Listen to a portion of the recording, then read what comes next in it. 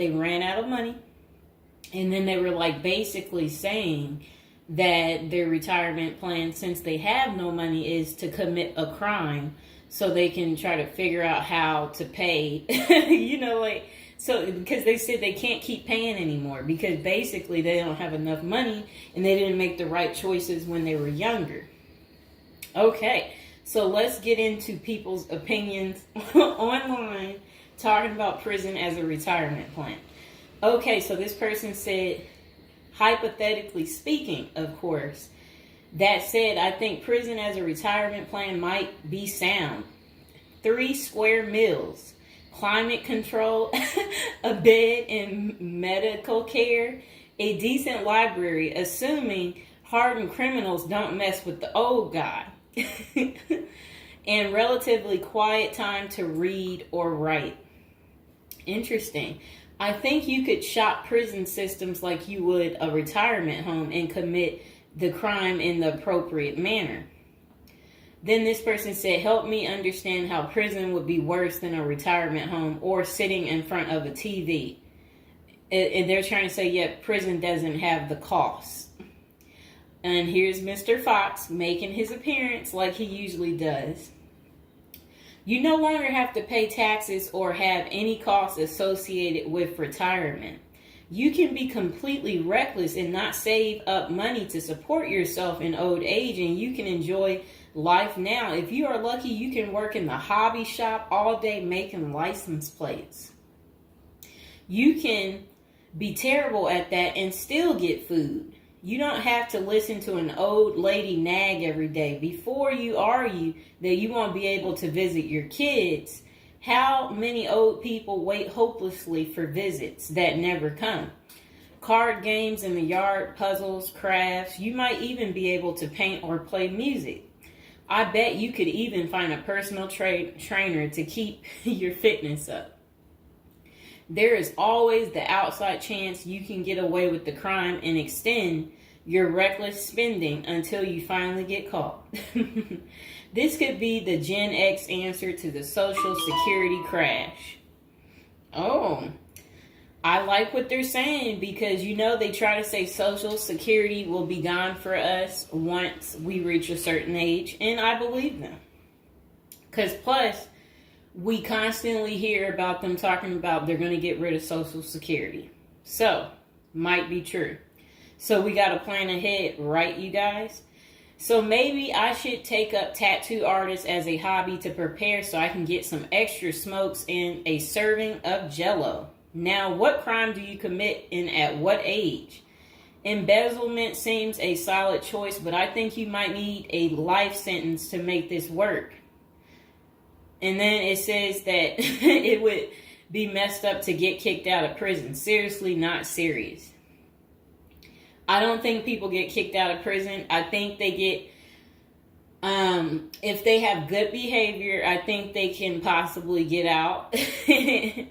Okay, so it says maybe a Fed club, laughing out loud. And then another person said they liked that post. They said, that's a nice thought. Then the other person said, what do you mean? That would be a problem for me because it's a lack of freedom and privacy. And the next person said, crazy but interesting concept. I have heard of the homeless committing crimes just to get off the street. And the courts read right through it and cut them loose. Interesting. That brisk morning stuff on the freezing stainless toilet and that toilet wine would round out a nice day. Laughing out loud. I guess they know how to make toilet wine. I think I would rather be in prison than homeless. If things were really bad, go on a robbery spree and hide the money for when you get out. Ha ha ha ha ha. And if you were to ask me, which would you rather do? Oh, that's terrible. Be homeless on the street or be in prison. Prison wins hands down on this one. The guaranteed bed and the guaranteed meal. The library, the friends when you get your free time, I'm just saying, I don't think the cold streets are for everyone. Okay, so this person said, I'm guessing these are also an issue in a retirement home. except you still pay taxes and rent. I have to guess, but gawking, the old guy is not going to be high on the list of pastimes for convicts. Spider is so, wow. I don't think we want to say that. Okay, so this person is talking about people being taken advantage of in prison. So we will skip that part because the way they wrote it was inappropriate. So the next person, they showed a big guy and said, "Don't be wasting no soap, pick it up." So these are the kind of people that you will encounter. Okay, I guess he's the booty bandit. All right. To expand upon this, I would fly to Sweden and then do something at the bank I saw. You know what they was talking about. I saw a documentary on the Swedish prison system. It looked nicer than many retirement homes, laughing out loud.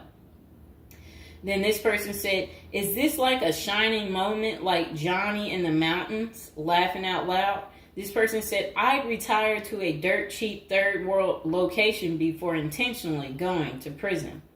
This person said, "I was just thinking that maybe I could piece together a few of my old friends and we could have a crew. Then we all go in together. Book club, card games, and coffee every morning. The crime is going to have to be digital because I'm not thinking in my old age I will be agile enough to carry a lot of loot." And then this person said, "Isn't that tax evasion, white collar crimes, and a pot grower? Heard they have a sweat lodge and tennis courts." I don't know where they have that. Okay, so we had another person talk about how much they love women. So yeah, they said they don't intend on going. Okay, just a moment. I'm gonna get my water.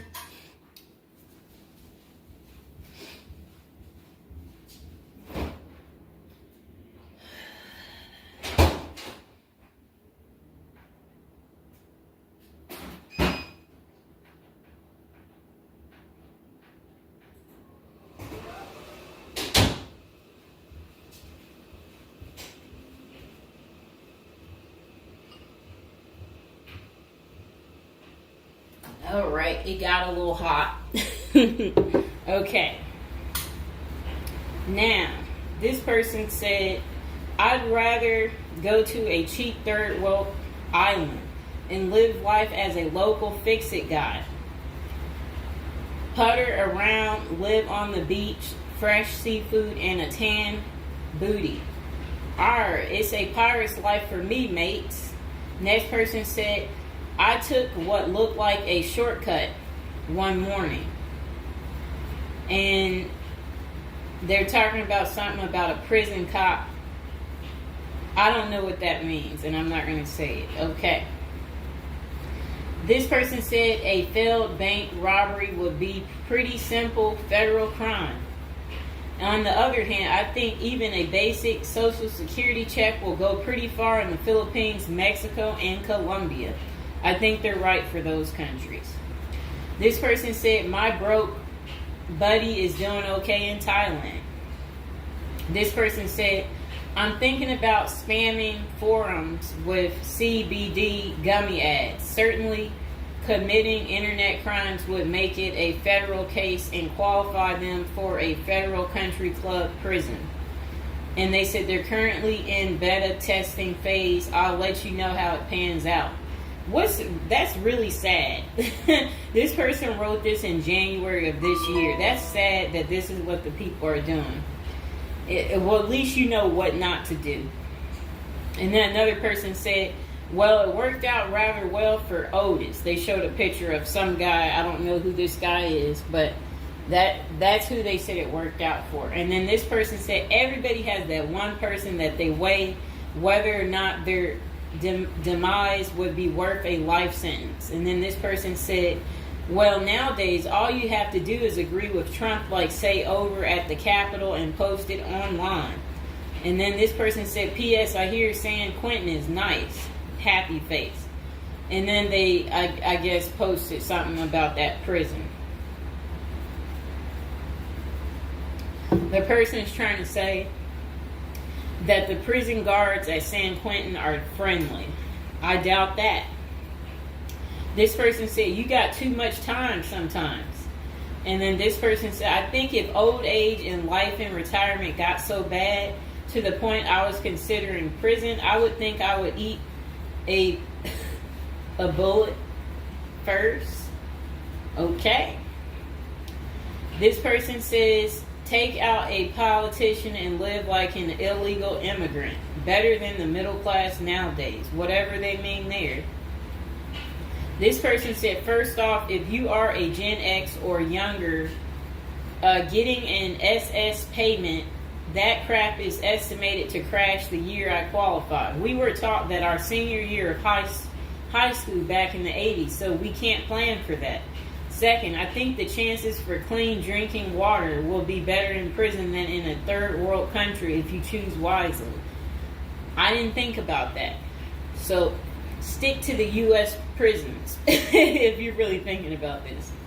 It said banks don't keep enough money these days. I think I will be too old to try and take down an armored car. Gotta go with a federal crime that is a light lift, maybe a Ponzi scheme. Does anyone want to pre-order a UTV? Question mark. This person said, might want to rethink your screen name if you're going with this plan of retirement. Just saying.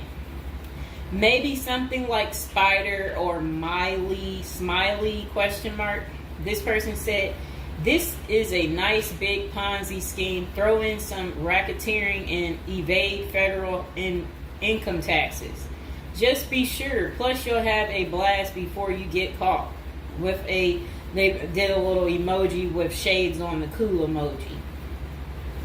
This person said, if you land in a California prison, you even get yoga classes, free education, and you have a government-sponsored sex change. So you can end up in a female prison eventually. Rob, we won't say what they said there. Oh, wow. That's really sad what they put. You already know what they said if I stopped right there. Okay, hold on. The next person said, you're going to want federal minimum security. Identifying as a woman would have perks, but you would have to listen to your cellmates for the rest of your life with nowhere to go. This person said, we can tell that some of us have never been to prison now, can't we? And then this person said, only an inmate at RDP. I don't even know where that is. This person said, Social Security won't go away. It will just be reduced by about 25%. Hopefully all these millions of illegals will get work permits and start paying into the system so the cuts won't be needed. We'll still get something, but it will have the purchasing power to get us 2 Jersey Mike sandwiches a week, laughing out loud. Next person said, the unwanted being taken advantage of in prison is a hard no for them. So they don't want to go because they're not interested in being taken advantage of by the same sex. Okay, good reason. This is what goes on in prison. Next person said, I nominate this creep as a test mule for your plan. I always wonder what happened to the creepy banjo kid from the movie Deliverance. This person said, okay, it turned bad. Okay, so we won't read that post. This person said, here's a retirement plan. Go to Mexico, denounce your U.S. citizenship, sneak back across the border, get free phone and benefits, and I hear in Maine you can get a housing allotment and a stipend plus free medical. This person said, one of you guys that works for me is a Venezuelan expat. He and his wife have been building/buying houses in Colombia as investors. Crazy cheap. He spends a couple of weeks down there a few times of the year and doesn't spend squat. Usually the airfare is the most expensive part of the trip. And then this person said, hey, that was my college meal plan. I had about $20 a week. I'd pay a cold Subway sandwich and eat about 2-inch slice a day. And then store the rest in the fridge. And this person said, I have one list that has 2 people on it and another is a page long, whatever they mean there. This person said, Only one problem is that Social Security was put in the public fund illegally, so it can never actually run out of money. Of course, no politician wants you to know that. Our good buddy LBJ is who you can blame. Next person said, sounds like someone has a secret desire to get their crap pushed in. Just come on, completely out of the closet, bro. This person said, I worked in that prison. Numerous others as well. There are no tennis courts. Myself and crew were with general population. Inmates actually were on my crew as well. The good behavior guys. The stuff you don't hear about is massive. Daily crap goes down. We got locked in a security armory for hours as a riot/fight started. Literally locked us in for safety. Going through Sallyport down the halls with cells on each side. The more the blood stains from fights, it's not Hollywood. The most scary individuals are actually the guards. A few can be normal or two civilians working inside. Most don't separate good and bad humans very well, at least not behind the walls. I made a promise to my family and self I would never do a prison project again. It messed with our heads. You go in at 7 and literally can't leave until 3. No cell, no camera, no eye contact, no talking to inmates. They constantly try to talk to you relentlessly. I saw things in there that I will never leave my mind. I did meet an old lifer. I was taken to the guards' cafeteria for lunch. The cook had been in that same kitchen for 30 years. He was a pretty friendly old guy. He knew he had it good, but hadn't been out of the walls for over 40 years. I have many stories, but I don't tell many, especially on social media. Really, it's not worth the risk of telling. The women prison in downtown San Diego is really crazy scary. Many don't know right in the downtown is a maximum prison operated by one of the big business operations. Okay. Series not seriously a good topic. Okay. And we have one more person telling us something. Years ago, I was at my buddy's house. His older brother had just got out of prison. I didn't even know he had an older brother and no clue what he was in for. I remember he couldn't settle down at all, just hanging around in the garage. He couldn't stand still. And it was almost like he was looking to get in trouble. One Friday after work, I swung by to see what was up. The boys were hanging out in the garage, drinking beers. Steve was getting all irritated about something again. Basically nothing. And then out of nowhere, he blurts out, I ain't afraid to go back. I'm just a punk in a bunk. That's really funny. I got out of there.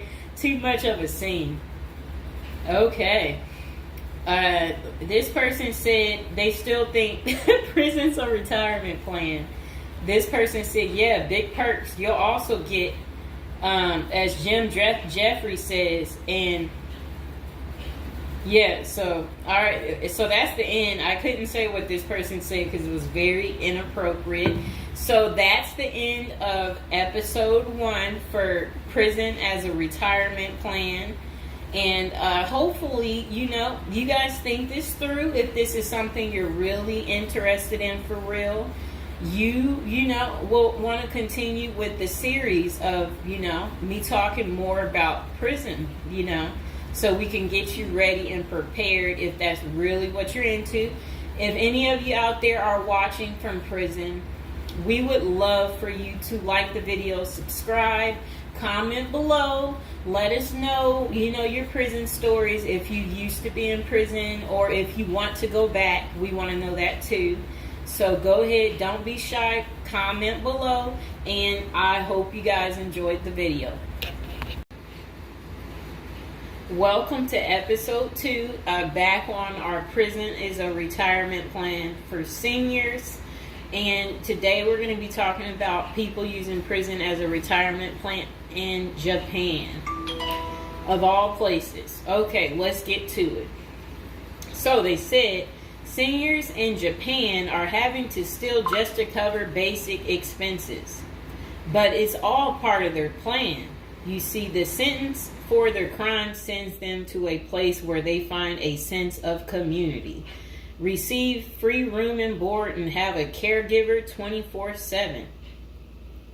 It's good to watch other countries who are older or more in depth to see what will happen to us. Well, 27.3% of Japan's citizens are 65 or older, practically twice that in the U.S. And these seniors are breaking into prison just to survive. Will Americans retirees be forced to do the same? Not if they start planning now with a financial professional. Here's a look at Japan's rampant retiree crime spree. So they said an article in Straits Times is titled "Rising in Old Jailbirds Turn Japan Prisons into Retirement Villages." It points out that a record 47,632 people in Japan aged 65 or over were arrested in 2015. Over 70% were caught for petty crimes such as shoplifting. When retirees have to steal just to survive, it's clear that their plan didn't include saving enough money to cover basic living expenses. What's worse is that Japan's elderly inmates are rehabilitated, kicked back into society, and stuck in the same boat they were before. They haven't gotten any younger, and they still don't have enough income. So do they get a job and start saving for their slow-go years? No, they steal a bunch of bananas for breakfast and get thrown right back into the slammer. About 70% of all current inmates aged 65 or older are repeat offenders. Why do these seniors live this type of retirement? Well, besides the fact that they did not plan successfully, their retirement strategy didn't include any plan for long-term care either. But prisons did. A roof over their head, 3 meals a day, no utility bills, and free unlimited health care are all provided. A research firm coined Japanese prisons state-sponsored retirement villages, and one of prisons' demographics includes a 50.6 age average, with the oldest being 88 years old. That same prison was recently refurbished to accommodate their demographic, including 500 private well-lit cells, each with its own desk, chair, and well-lit cells, each with its... Oh, okay.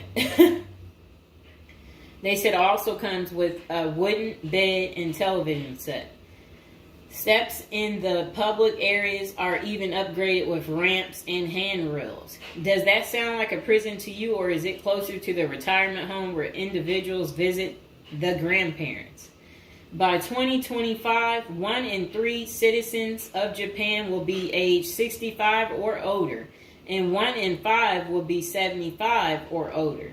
2025 isn't that far away, and the U.S. demographics isn't getting any younger. Medicaid and Medicare are drastically underfunded and facing problems similar to Social Security still. Prison is better than no plan, and a ward of the state doesn't have to live on the street and steal bread.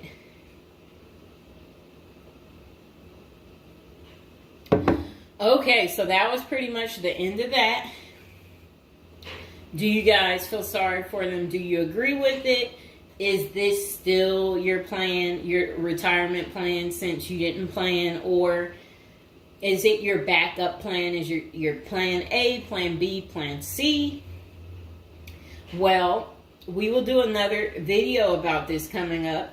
Just be patient, and we will get to it, and we will find out if prison is going to continue to be the perfect place for you to retire. And again, if you're watching from prison or you were recently in prison, don't be afraid to like the video, subscribe, and comment below. Bye. Okay, welcome back. We are on prison episode number 8. So today we'll be talking about how to prepare to go to prison if you know you're going. So, prison is all the rage in Hollywood. We've all seen Oz the Shawshank Redemption, Orange is the New Black, and Con Air. Their creators got some of the facts right, but they don't tell you how to prepare for prison, do they? If you're going to prison, our goal is to help you in your preparation for incarceration journey. So that's what we want to talk about, to help you out. And if you're interested in learning more about prison life and how to prepare, they said online they have a copy of a book. It's like a little pamphlet, Federal Prison Handbook. And if you guys really need it, go ahead and comment below. And while you're thinking about it, subscribe. And, I should be able to include some type of link below to hopefully help you. I hope I don't forget to put it down below. Or consider hiring Zukis Consulting Group to assist you in preparing for going to prison. Whether you will serve 6 months or 6 years, the tips discussed below will help you prepare for your time in prison. You can also book a free initial consultation to speak with a prison preparation coach today. For those with little experience with the criminal justice system, the notion of time behind bars can feel overwhelming. It can feel as though there is nowhere to turn, and any information you read online seems to contradict other information you've seen. We've included useful basic information below on preparing for prison to cut through all the misinformation. So they had created, it looks like a table of contents. So I'll read the table of contents. How to prepare for prison. Going to prison. Steps to successfully prepare for prison. Learn about federal prison.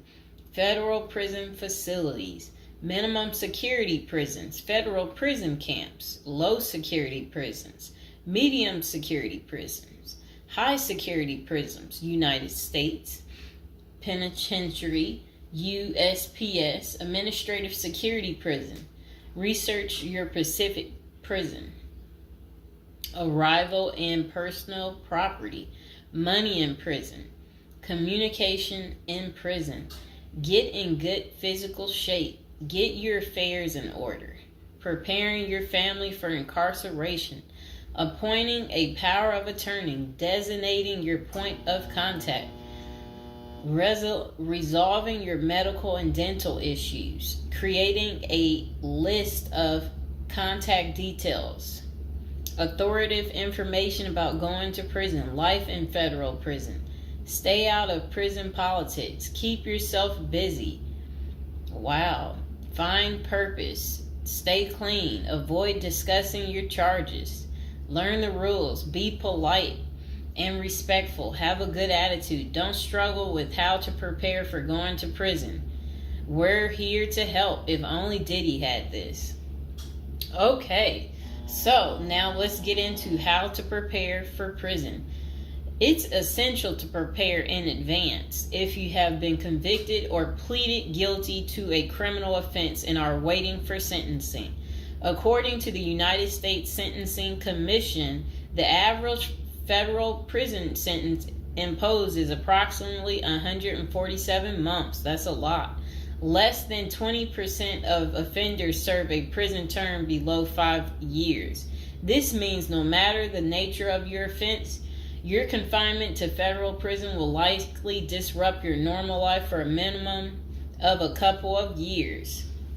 Essentially, adequate prison preparation eases the transition to your new life behind bars. It might not take away the hard realities that follow losing your freedom, but knowing what to expect and how to navigate your life inside the prison can be the difference between a smooth transition and a turbulent offset. Losing your freedom is hard enough, especially for your emotional and psychological well-being. Thus, managing any preventable hardships or mishaps can go a long way in promoting your mental health while serving your sentence. At Zeus Consulting Group, we help potential federal prisoners prepare for their incarceration by equipping them with information to navigate their life behind bars. Our criminal justice system largely fails to reform convicts. Hence, if you are keen on going through your sentence as smoothly and as quickly as possible and transitioning back to an active life afterward, we are here to assist you.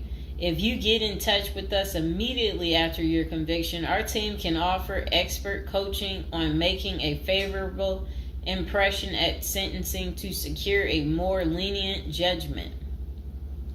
In addition, we coach our clients on how to live a meaningful life during confinement by cultivating their abilities, keeping them out of trouble, and developing an excellent record. These are essential factors that can enhance your overall life in prison and improve your chances of serving a shorter sentence. Okay, now let's get to the part talking about going to prison, steps to successfully prepare for prison.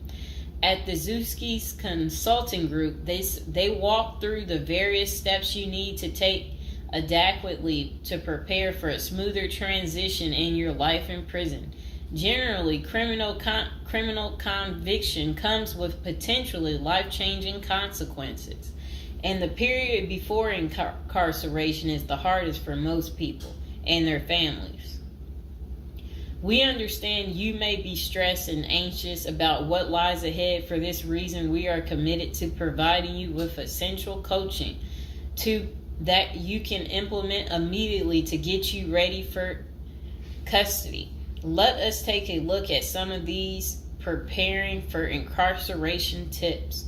Learn about federal prison. Depending on the nature of your offense, the court might order you to self-surrender, or you may go into the custody of the U.S. Marshal Service. Whichever way, you need to arm yourself with knowledge on what to expect in the federal prison you report to. This means reading quality prison preparation books and speaking with a knowledgeable advisor who has ideally done substantial prison time in the system where you will be incarcerated and at the same security level. So if you know someone who has served as much time for you as the same charge that you have, that's the mentor you should be talking to and linking up with to learn more about what prison life might be like.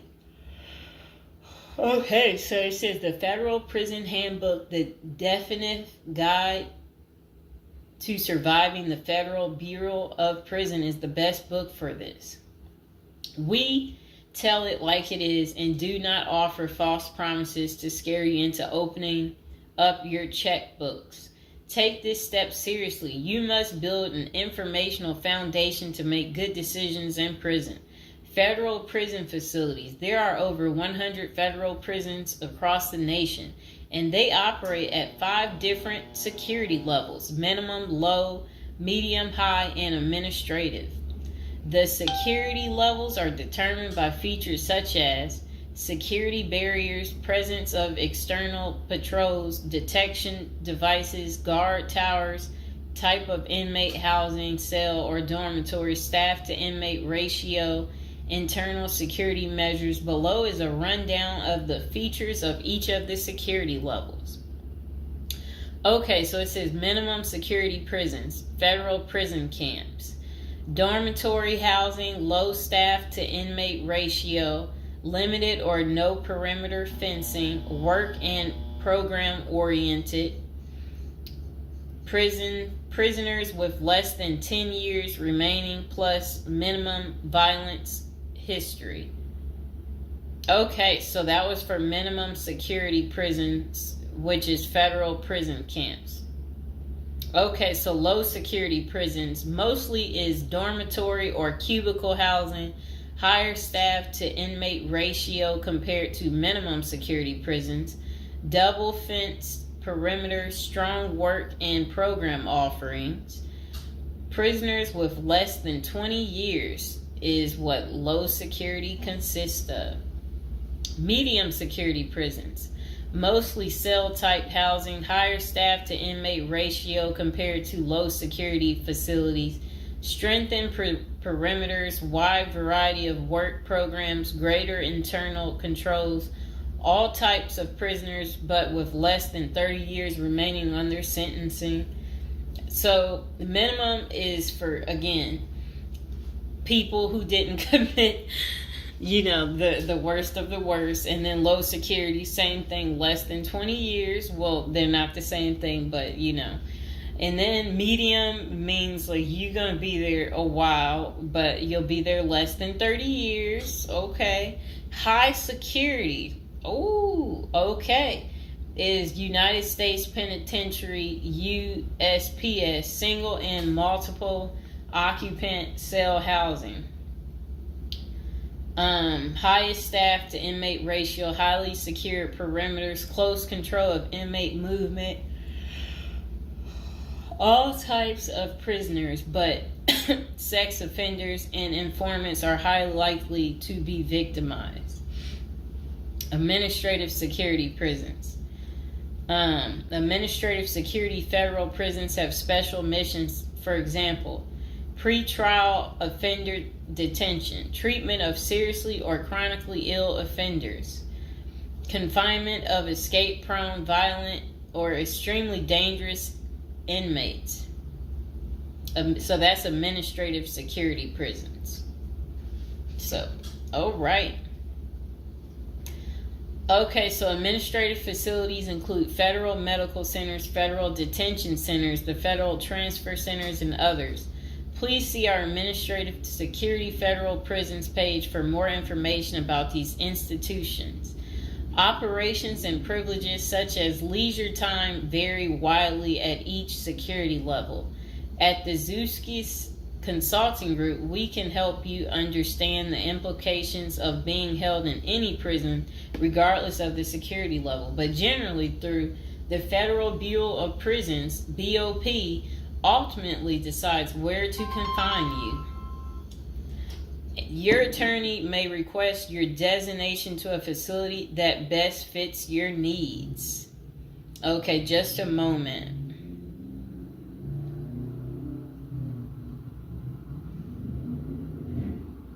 I'm trying to figure out how do I'm going to this. Let's see.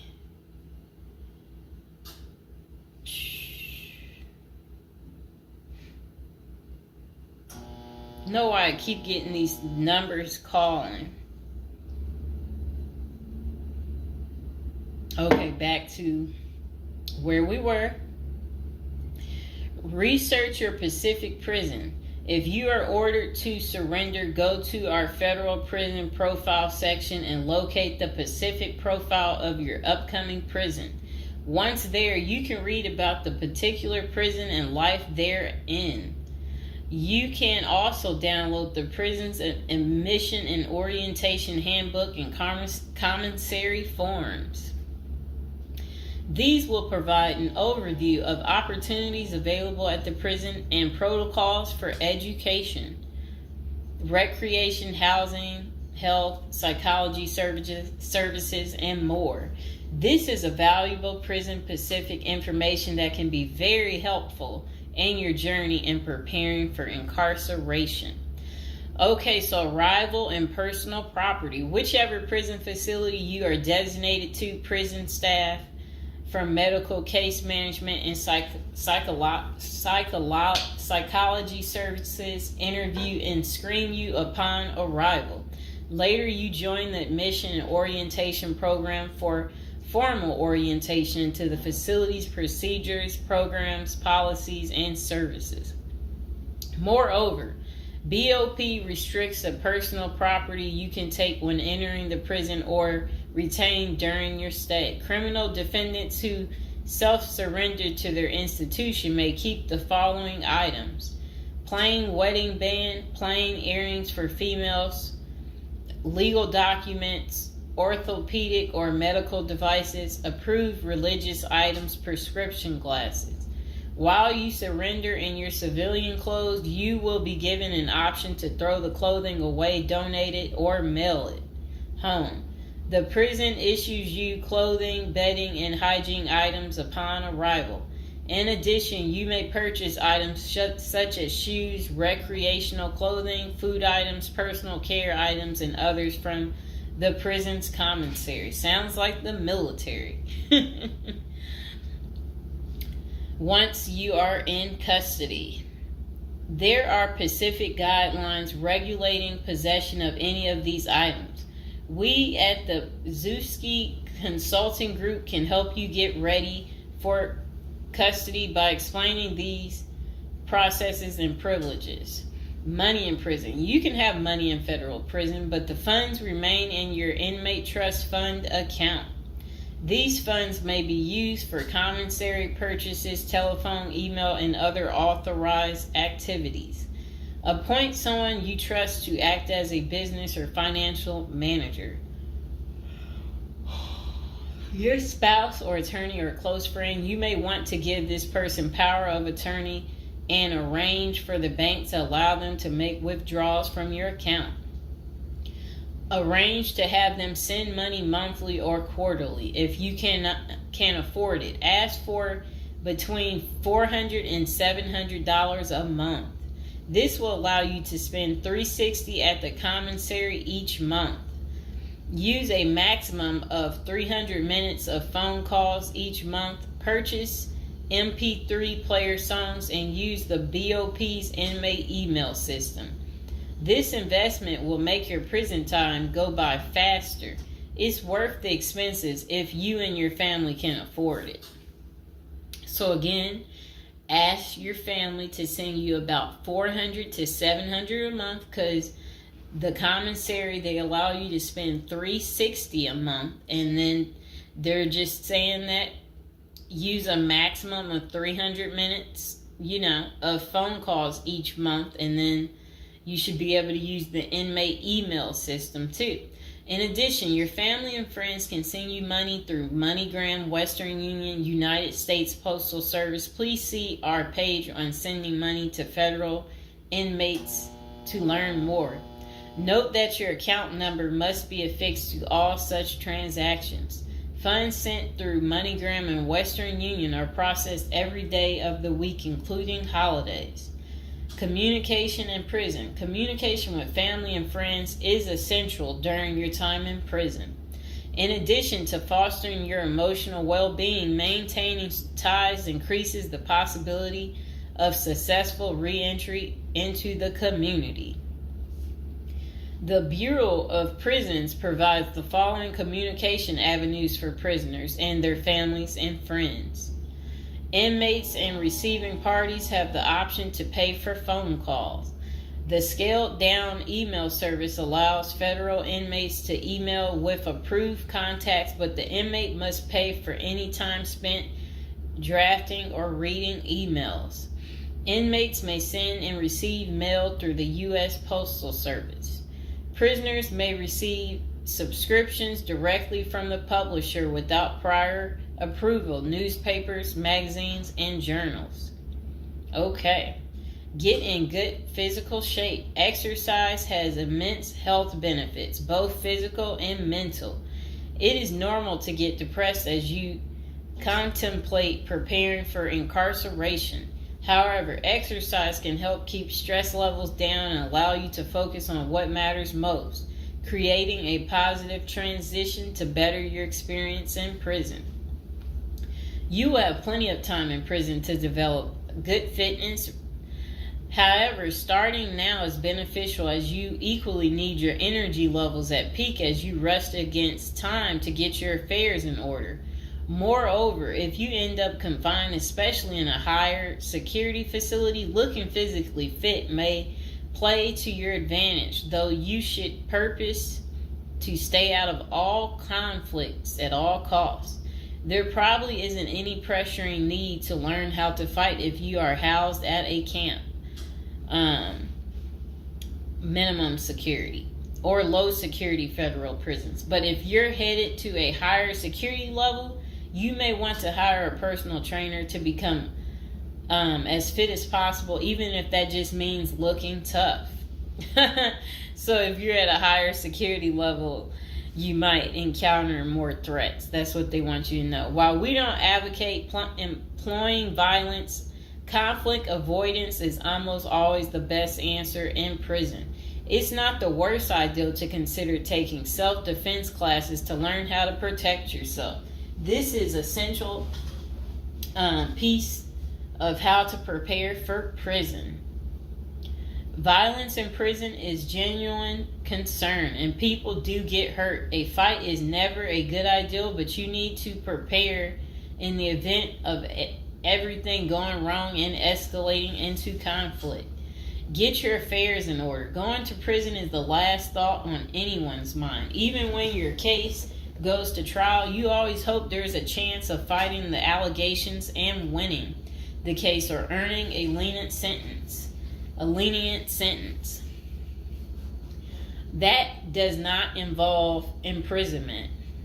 It is understandable if you are still in denial and hoping the case might turn out favorably. However, denial only works against you, as it may hinder you from taking advantage of the short time you have to get your affairs in order. Before losing your freedom, even if there is a slight chance of getting a lenient sentence, preparing for prison is essential if things don't go as expected. Some of the matters you need to take care of include preparing your family for incarceration. Your family will be devastated by the idea of you being locked up and the potential dangers it might subject you to. It may take a while before they come to terms with the likelihood of living without you. However, you need to sit down with them and discuss life without you. If you are the primary provider, you may need to organize how bills will be paid in your absence. This may even mean working at downsizing the family's lifestyle if there are not enough funds to maintain the same lifestyle. If you live alone, you need to make arrangements for your property so that debts do not accrue in your absence. If you have young children, they may not understand the long-term implications of your absence at the moment, but it will soon affect them, so you need to plan the best way to help them cope. Consulting a psychologist is vital, as they can suggest ways to help both you and your family cope in the short and long term.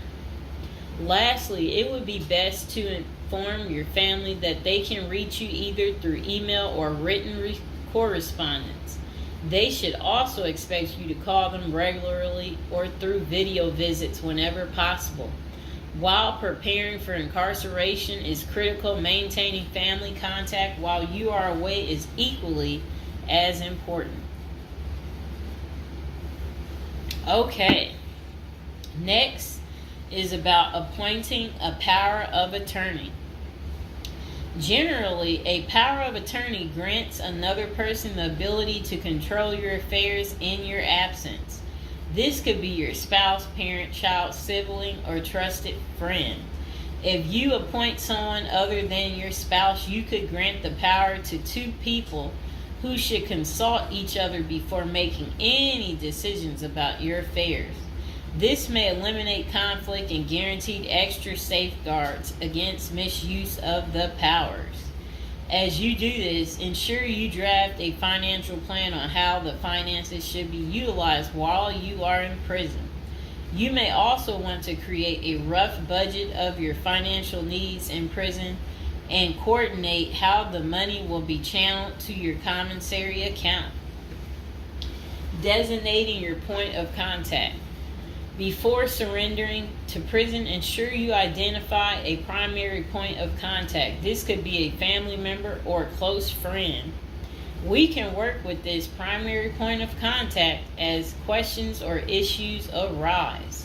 Additionally, this person will be able to better advise your family and friends of your status, location, and information. Please note that prison staff seldomly release information to family members. For example, if your family calls your unit team seeking information about your status or healthcare matters, they will not release information. With this being said, we have our clients sign a release information authorization thereby enabling prison staff to disclose information to our team members. Next is resolving your medical and dental issues. Medical and dental services are available in federal prisons. However, they may not match the standards of your current providers. Care is often substandard, slow, and usually not forthcoming. This is a crucial element in preparing for prison. You will do yourself a big favor by dealing with this now and not waiting until you are in prison. If you have pre-existing medical and dental issues, get an evaluation from your doctor before surrendering.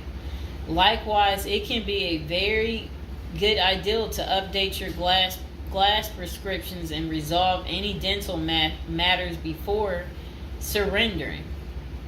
It can also be helpful to obtain complete copy of your medical records from your doctor. If you take any prescription medications, ask your doctor to draft a letter explaining what the medications are, and what underlying conditions they treat. While you can submit these documents to your prison's health service upon arrival, our team can also use these in cases of prison staff not adequately treating medical conditions. In these cases, it is critical that we have underlying documentation, as this helps us motivate prison healthcare staff.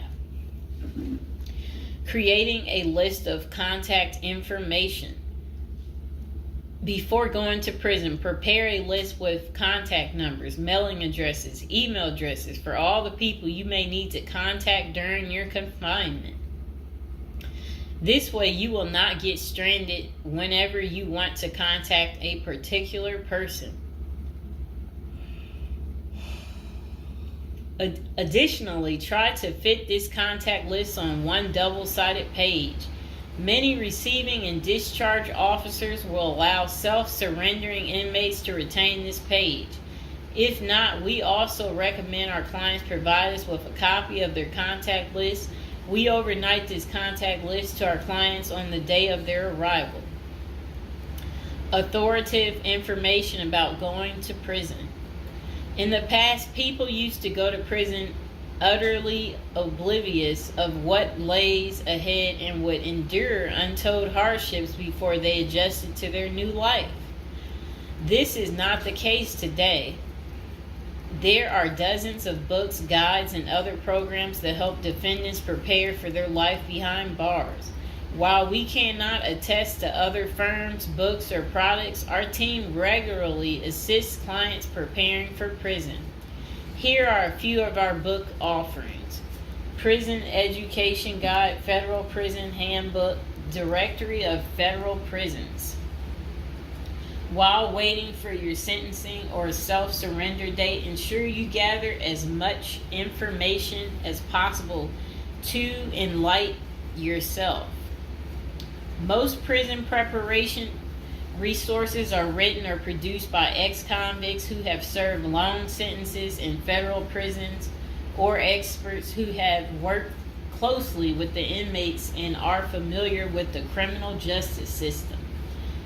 Researching widely and reading available credit resources can be an eye-opener, enabling you to adjust to your new life quicker. Aside from reading prison preparation books and guides, you may also seek out prison consultants to answer your questions and provide insights on the ins and outs of prison. For instance, at Zeus Consulting Group, we help criminal defendants develop strategies to prepare for prison and successfully reintegrate into society. Our objective is to help you develop an informational foundation to make good decisions once in custody. Life in federal prison. Before commencing your federal prison sentence, you need to know how to prepare for federal prison with a survival guide and tricks. Assuming you have gathered as much information as possible about what your life in prison will be like, Here are some tips to enhance your experience. Stay out of prison politics. You do not have the liberty to choose your neighbors in prison. You meet people from different backgrounds, some possessing extreme opposite personalities, ideologies, and outlooks on life. Despite the sharp differences, you may have to share the same facility for years. In ideal circumstances, people should embrace diversity, but not so in prison. Conflict of interest and prison politics are the order of the day. However, it helps by maintaining a low profile throughout your stay. Otherwise, if you indulge in politics and things turn ugly, it may compromise your chances of coming out unscathed. Keep yourself busy. Federal prisons require medically able inmates to work. As soon as you arrive, ensure you find a job that you will enjoy. If you don't obtain a job on your own, prison officials will assign you a work detail. We advise our clients against this approach since it often means working long hours in the kitchen. Some examples of the positions you may want to consider include plumber, inmate orderly, food service, warehouse, groundskeeper, painters. While some of these prison jobs require long hours, others are no-show jobs where you sign your name on a sheet and leave. While federal prisoners are paid for their work, wages tend to be meager. For example, federal prisoners typically earn 12 cents and 40 cents per hour. These funds are deposited into your commissary account, which you use to buy personal items. I'll repeat that again. Oh, sit down, Mr. Fox. Sit down. Sit down, baby.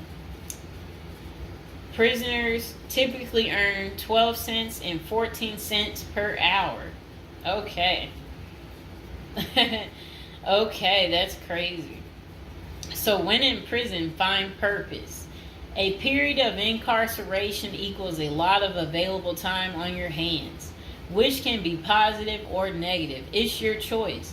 Many positive activities in prison can help you find purpose in life, even help you improve your circumstances upon arriving. College correspondence courses, writing, exercising, and teaching in the prisoner's education department are just some examples of many activities you can become involved in, which will give you purpose. This purpose will help carry you through your sentencing. Okay. Pursuing a purpose during your time in prison can make your stay more meaningful and manageable. For example, you can learn a new trade, write a book, discover philosophy, find spirituality, or purchase other professions. Likewise, we help many of our clients further their education behind bars. Whether you are interested in college or career-based studies, our team can help. Okay. In addition to keeping yourself busy and avoiding falling into a depressive state, finding purpose behind bars may equip you with relevant skills for successful re-entry into the community upon your release. This is critical. If you work, you are prepared for a period of incarceration.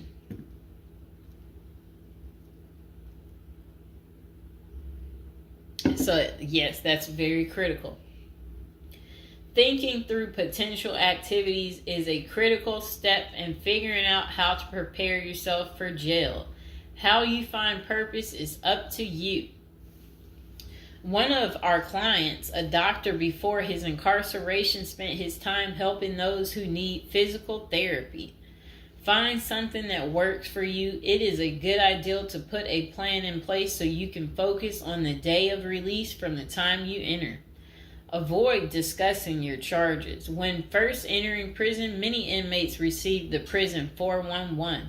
Other inmates want to know who you are, your criminal charges, your sentencing, and other relevant information.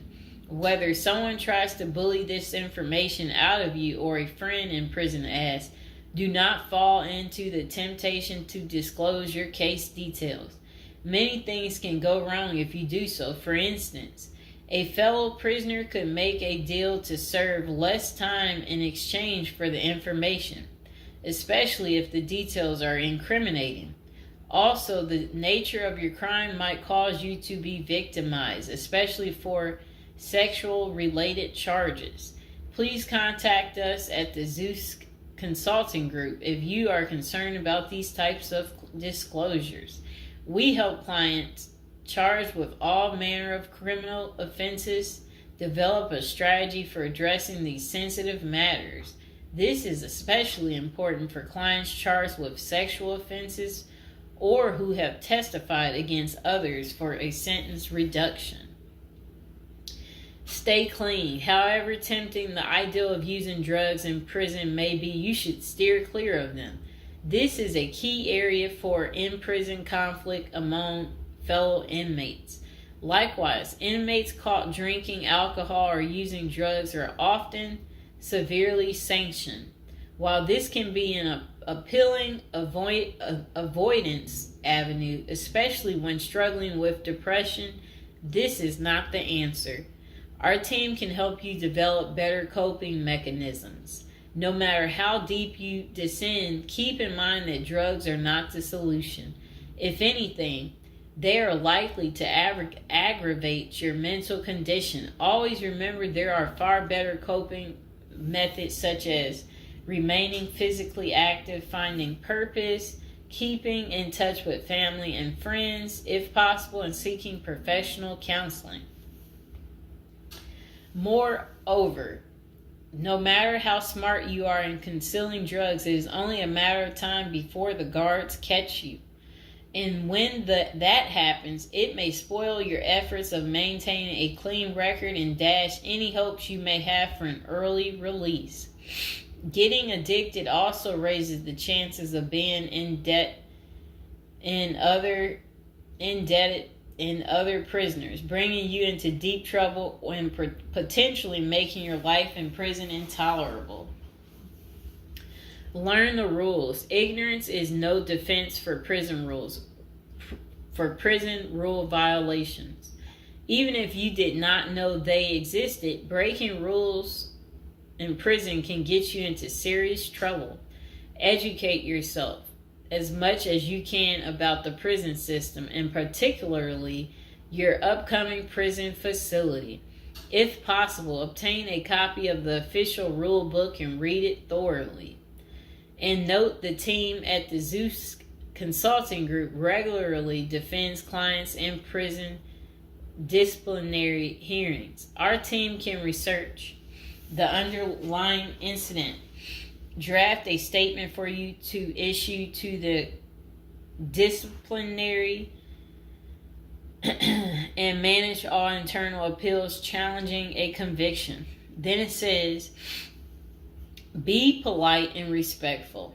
Prison staff is often overworked and inmates tend to be depressed or otherwise dealing with personal issues.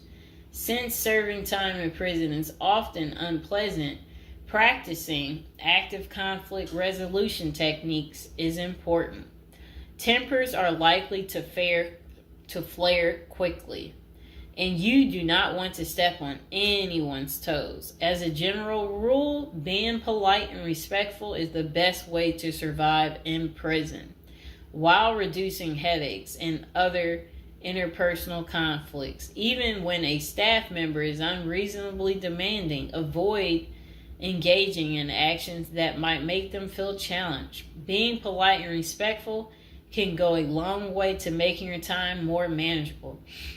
Next thing is to have the right attitude. The moment you enter prison, your life takes a turn. You might lose friends, family outside of prison. Even those you did not expect to abandon you may just do that.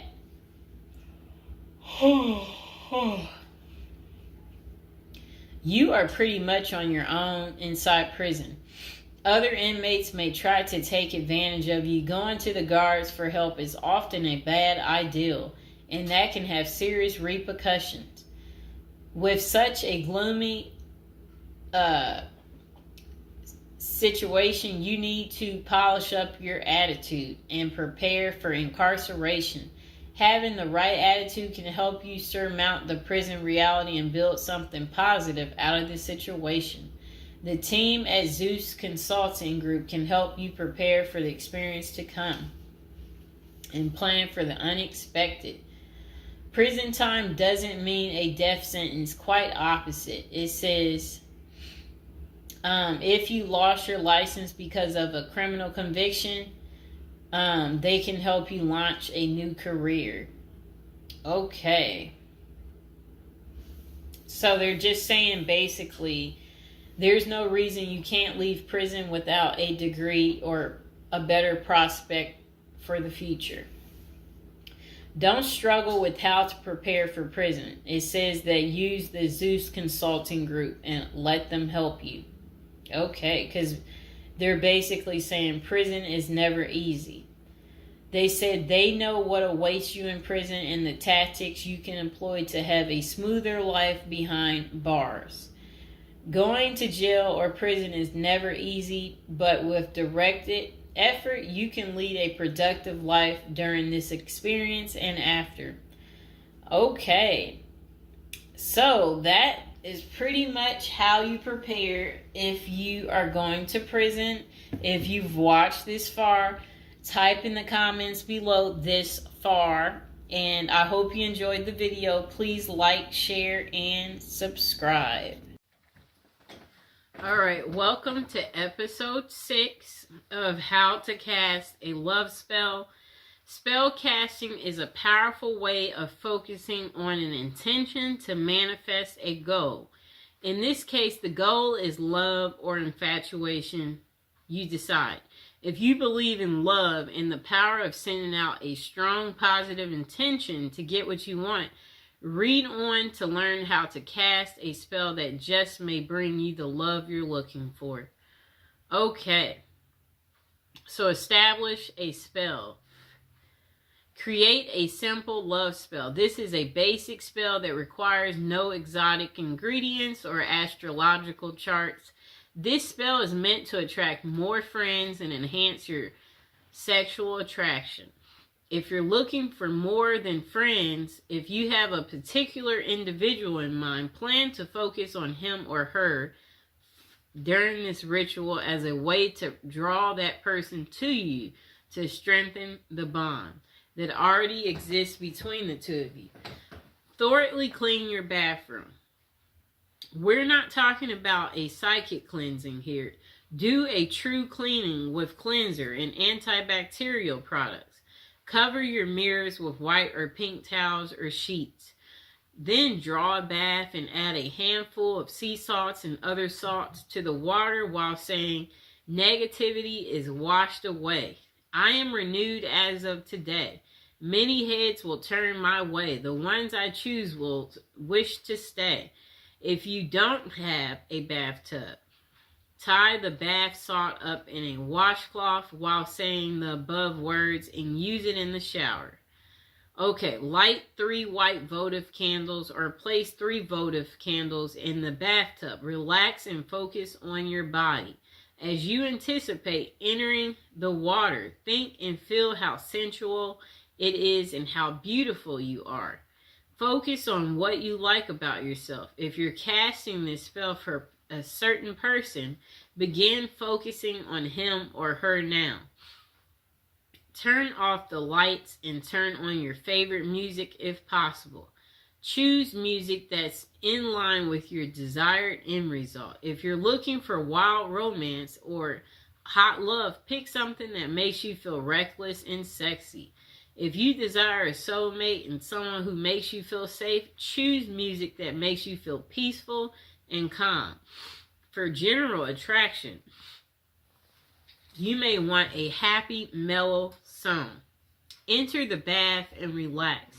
Make sure every part of your body is immersed in the water at least once. Shampoo and condition your hair, shave if appropriate. Cleansing is an important part of this ritual. When you're finished, repeat the words of the incantation you spoke before you entered the bath. This time, add the following line to close the spell. I am blessed. I am loving. I am loved. And I love myself. I am loved. Okay? Follow your intuition and add any other elements that make you feel right to you. These could be like things like incense, bath oils made with herbal extracts, or essential oils. Your favorite perfume, cologne, or a cup of herbal tea or bath towels purchased specifically for this ritual.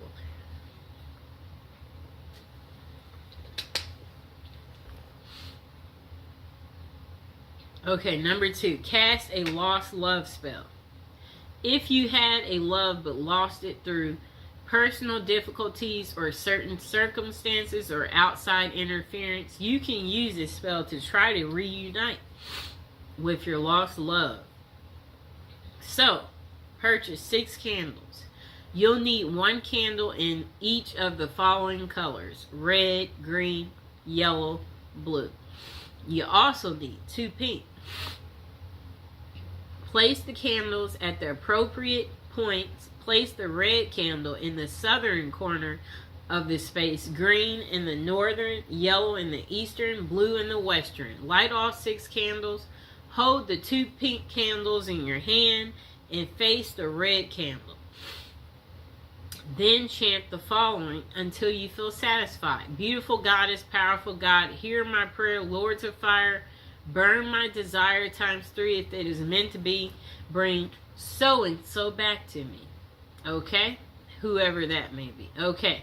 Now let the candles burn down. It's best not to blow out candles used in a spell. Allow them to burn down on their own. Okay? If you blow them out, that will ruin this spell. You don't want to do that. Okay, so cast a soulmate love spell. This spell is meant to draw to you a partner who's suited for you at this time in your life. Before you cast this spell, be sure you're ready for this level of commitment. You shouldn't undertake this if you're simply curious about the one who's meant for you. You must be prepared to take responsibility for any results or consequences. You'll need to do a little preparation before beginning this spell. Get some special paper, whatever that means to you. Real parchment paper. I guess like pink. Pink or red or yellow if you want it to be a happy love life or friendship. You'll also need ritual writing instrument. Again, you decide if it's a fountain pen, quill pen, favorite ballpoint, marker. It shouldn't be something you use daily to jot down at a grocery list. Finally, pick up moon incense and charcoal. And a small heart-shaped box or a box decorated with hearts will work. So don't forget to buy a sheet of decorative paper, okay? Pick the perfect time. Ideally, this spell should be cast after dark. If you can do it during the waxing moon, all the better. A new moon is also ideal time for casting a love spell since it represents new beginnings. You will have the power of the moon working for you. So you can be a little flexible with your time without diminished results. Reinforce your aura through meditation or cleansing. Using a ritual pen and paper, write down words of power that will call the most perfect partner to you at this time. Do not include specific names. Avoid thinking of a particular person. You may or may not have even met your soulmate yet. So leave everything open to possibilities, okay? If you can't quite come up with what feels like the right words, use the following.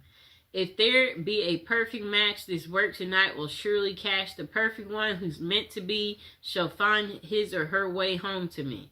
In perfect love and perfect trust, I send this out, but not from lust. This spell will guide us to reunite. Free will remains with us tonight. Okay, blessed be. When you're finished, read over what you wrote. Make sure you've said everything you wanted to say. and nothing's been left out. Then spend some time meditating on your goal while you light your ritual fire or the charcoal. Okay. Continue your meditation until you feel that everything is right, your will is focused, and your sense of certainty is secure. When the fire has become coals or the charcoal or is glowing, read what you've written aloud 3 times. As you read, when you come to the end of each repetition, sprinkle about a tablespoon of the moon incense on the fire. If you have never used moon incense with a ritual fire, you should practice a few times. Flames will leap up along the dust trail of this incense powder, so you must be extremely careful. There will be sparks of incense outside of this trail of flame as well, also dangerous. Toss in the incense all at once. Don't trail the dust or sprinkle it. Do not wear gauzy or loose clothing or sleeves that trail. Be careful. Fold the paper and place it in your heart box. This is the spell box. Put in a safe place with positive energy. Now forget about it. Let nature, fate, and the spirits do their work to bring your soulmate to you. Now, cast your own love spell, okay? Number 1, set your intention. Are you hoping to get someone special to notice you? Draw a mysterious stranger into your life. Dispel negativity from a wounded relationship. Spice up a lackluster love life. Make your interactions with the universe at large more loving. This is the most important part of manifestation. So get a very clear picture in your mind of what you would like to accomplish. Okay. Think very carefully about the potential drawbacks of your intention. If, for example, you intend to attract your ideal mate, think about whether or not you're at a place in your life where you can enter into such a relationship.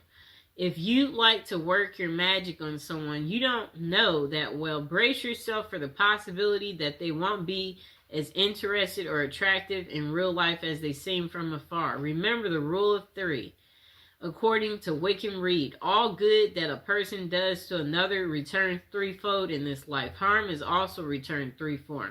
Encourage love by sending it out freely. Stay away from intentions that involve manipulating or dominating. Some ways of controlling another person.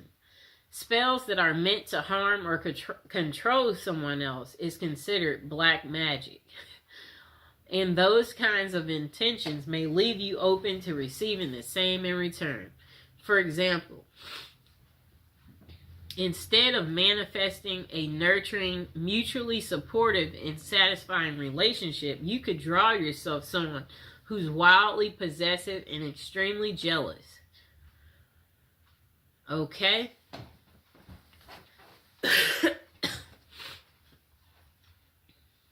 Gather the appropriate materials, exactly what you choose and what combination should be based on the kind of love you want to attract.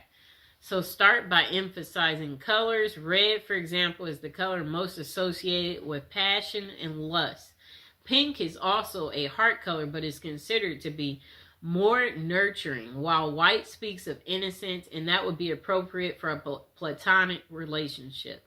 Green's association is with nature and to promote vitality. Choose candles, papers, flowers, rose petals, or other objects associated with your needs. Integrate herbs into the spell according to herb lore. Balm and catnip can be used to attract love and can be used to dispel negativity and promote love and happiness.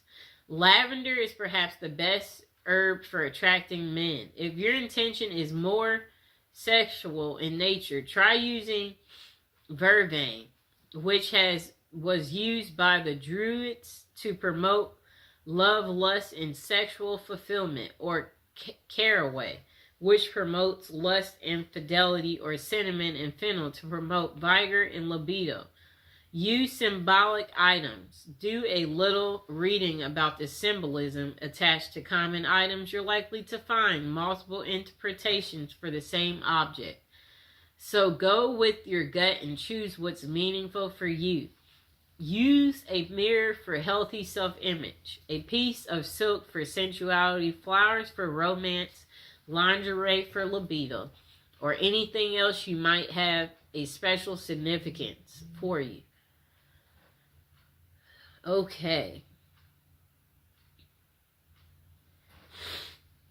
Okay, so if you're directing your spell at a specific person, you happen to have an item taken from them, whether it be hair, clothing, a letter, something you borrowed, be sure to include it in your spell work.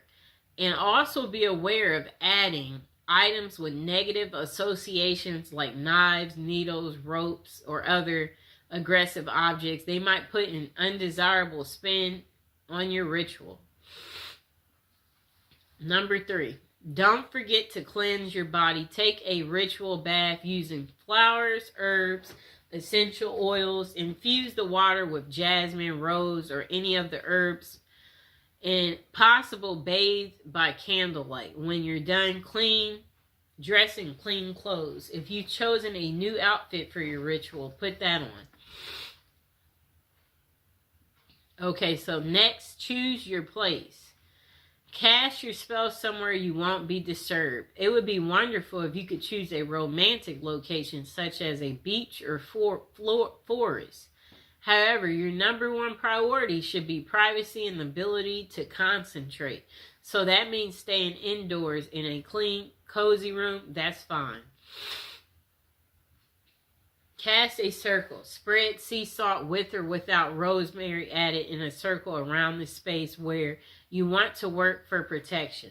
If necessary, smudge the area by burning sage to clean away negativity. Number 6, light candles and concentrate. So focus your intention and visualize the scenario you'd like to experience in life.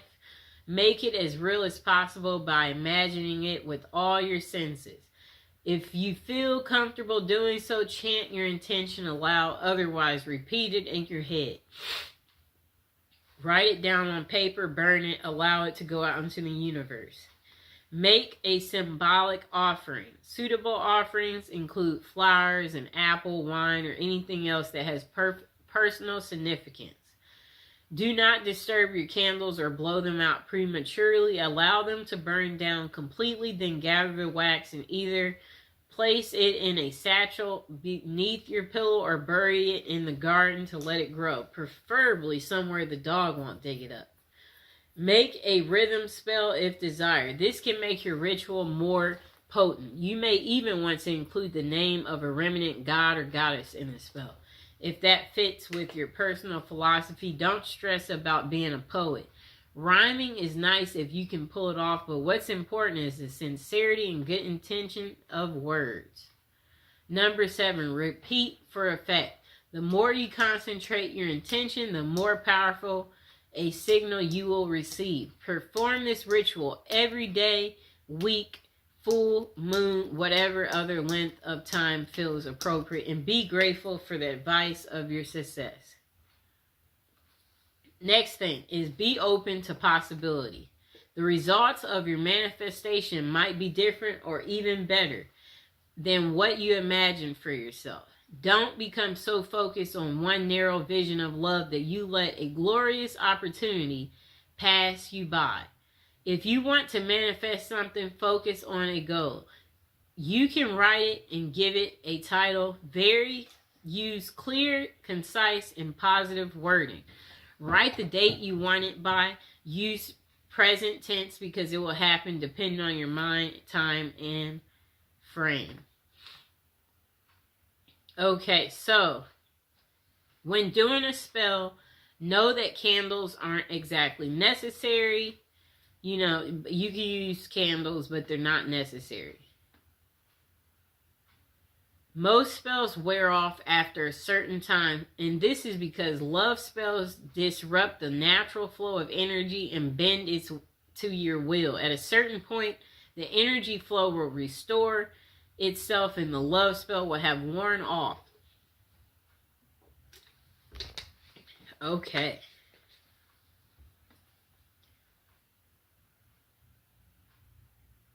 Okay, so carve magical symbols or your name into the candle. That will give it extra power. Perform the ritual at a full moon if you can for extra power. Singing, dancing, that can make it more powerful too. Okay?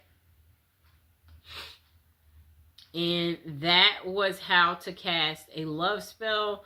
I hope you guys enjoyed the video. Please like, share, and subscribe. Welcome to episode 17. Today we'll be talking about prison letters and why women love men in prison. Okay, it's been a while, but we are back. So this episode is about prison letters. The interest came when I received a letter from the Oregon Department of Corrections. It was from an inmate and he was addressing someone he seemingly had a connection with in the outside world. The handwriting was perfect. The words flowed very well and he clearly was trying to reach out to a woman who most likely lived in my home before me. Though the letter never reached the person it was intended for, it did spark significant questions, such as why do prisoners attract women so well? Does real prison love exist, or is it all a scam? And how do these prisoners learn to write so well in the first place? The myth, women must be twisted to fall in love with prisoners. Look, this phobia, I've never heard of it. Hybristophilia. When it comes to having a strong attraction to social deviants, criminals, and prisoners, hybristophilia comes to mind. This is a paraphilia where people are aroused by people who have committed outrageous acts such as cheating and crimes, including the R word and people who are murderers. The thing that makes this so interesting is that it is different for everyone. Some are more passive about it while others are aggressive. Okay, so it says passive hybristophilia. This is when someone is drawn to criminals, but they do not act on it or try to assist them in any way. They may show passion through being an advocate for the prisoners or simply enjoy movies such as OITNB and Prison Break on a deeper level. Whatever that means. I guess that just means you like watching shows that are very criminal. So I guess I can give an example of someone drawn to a criminal. Do you remember that movie called Out of Sight with George Clooney and Jennifer Lopez? Remember Jennifer Lopez in the movie? She was a cop. And George Clooney, he was the criminal. And remember, she got kidnapped by George Clooney. They created a romantic movie out of this situation. And J-Lo, she, had no man in her love life. Very good looking woman, and then here is this criminal that kidnaps you and he's very handsome, okay? And you're just like, I'm finally getting some type of cool excitement, and you're like, look at this criminal. Like, why would I tell on this criminal? I'd never get this level of fascination. That's how J-Lo felt, So, yeah, like at the end of the movie, they were trying to catch him. And the other cops asked her, did you see him? And she kind of like froze, like, because she's wondering, do I tell them? Because she is at work and she is in uniform. She's a cop. And she's like, no. Like, she's not going to rat on him because she fell for the criminal. And before that, her and George Clooney, remember he's a criminal and he's on the run. and she's a cop. So, yeah, he had her number, you know, so. Yeah, so what happens is the criminal contacts you. Look, the criminal contacts you. You're at home and you're sleeping. The criminal contacts you, and then you wake up because you know it's the criminal. And then when the criminal is contacting you, that's when you're like, you're all ears because you know you don't know when you'll ever talk to this criminal again because he's calling like private. And you're enjoying this because you're like, where are you? I haven't heard from you in a while. I'm surprised to hear from you. That's what happened to her. He randomly calls, but she can't call him back because I understand this clearly, especially when you don't want to get caught in some type of way where I'm like, you know what? I want to be friends with that person, but they know this and that, so that could be bad, where you just, you know, you have to think about certain things where you're like, you know, it might not be the best to that's kind of what the criminal was feeling because he knows at the end of the day she's a cop and, you know, it's her job to bust people like him and put them behind bars. So anyway, they had their secret meetup in the movie. And their secret meetup, you know, where they went out to dinner. They both was just, it was a night to just enjoy one another, talk to each other, clarify, yes, so why haven't I heard from you? And then he's like, well, you know, blah, blah, blah, blah, blah. And then they had their one night of passion. It was an unforgettable, I guess, moment. That was her one night of fun. And then that was pretty much the end of it, and then she didn't hear from him anymore. Like, it's like it was a really, really good movie. Probably one of her best movies. Okay, so look, back to aggressive. The next one's called aggressive hybristophilia. This is where trouble can arise. These are men and women who proactively help the criminal they are attracted to. This means they could lure victims in, cover for criminals, bury bodies, and other severe acts. Bonnie and Clyde are the perfect example of this type. I'm trying to think, do I know of one like this? Where men and women help the criminal they're attracted to. This means they could lure victims in, cover for criminals, bury. Okay, I'm trying to think. That one I can't think of. It's not a fast one that just comes to me. Okay, so why do so many prisoners / criminals in relationships? The answer is quite simple. It is a mixture of hybristophilia, the desire for excitement from their mundane lives, the long distance passion, and the fantasy of it all makes people drawn to that lifestyle. In fact, there are over 40 different websites that cater to prisoner dating, such as meetaninmate.com. And then potential consequences. Though it would be nice to have a happy ending every time, there are significant consequences from dating a known criminal. For example, a book called Dream Lovers: Women Who Marry Men Behind Bars. Jacqueline Wilcox Bailey talks about a real-life incident. Two sisters walked out of their long-term, boring relationships to get with prisoners. When those men were released, one of the sisters was murdered, and the other was beaten and tortured, which sent her supposedly posed lover back to jail. I think they mean prison. With this as a possibility, always be aware of the dangers you could be subjecting yourself. If you decide to follow that journey, with that being a solid case, does that mean that all prison love is fake and they are nothing but predators?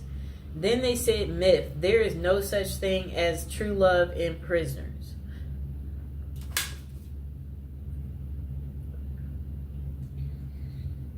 Okay,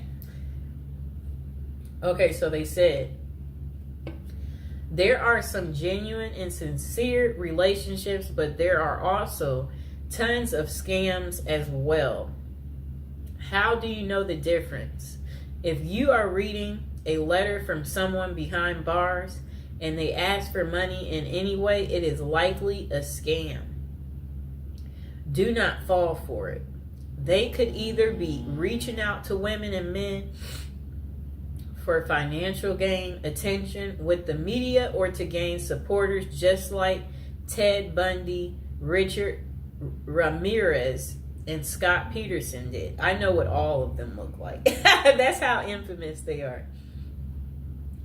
For the record, serial killers such as those noted above are less often associated with scams and writing letters. You may think that they are great at manipulating, but that is not the case with them. They get away so well with murders and crimes because they are bold, always act like they have nothing to lose, and never overthink what they are doing.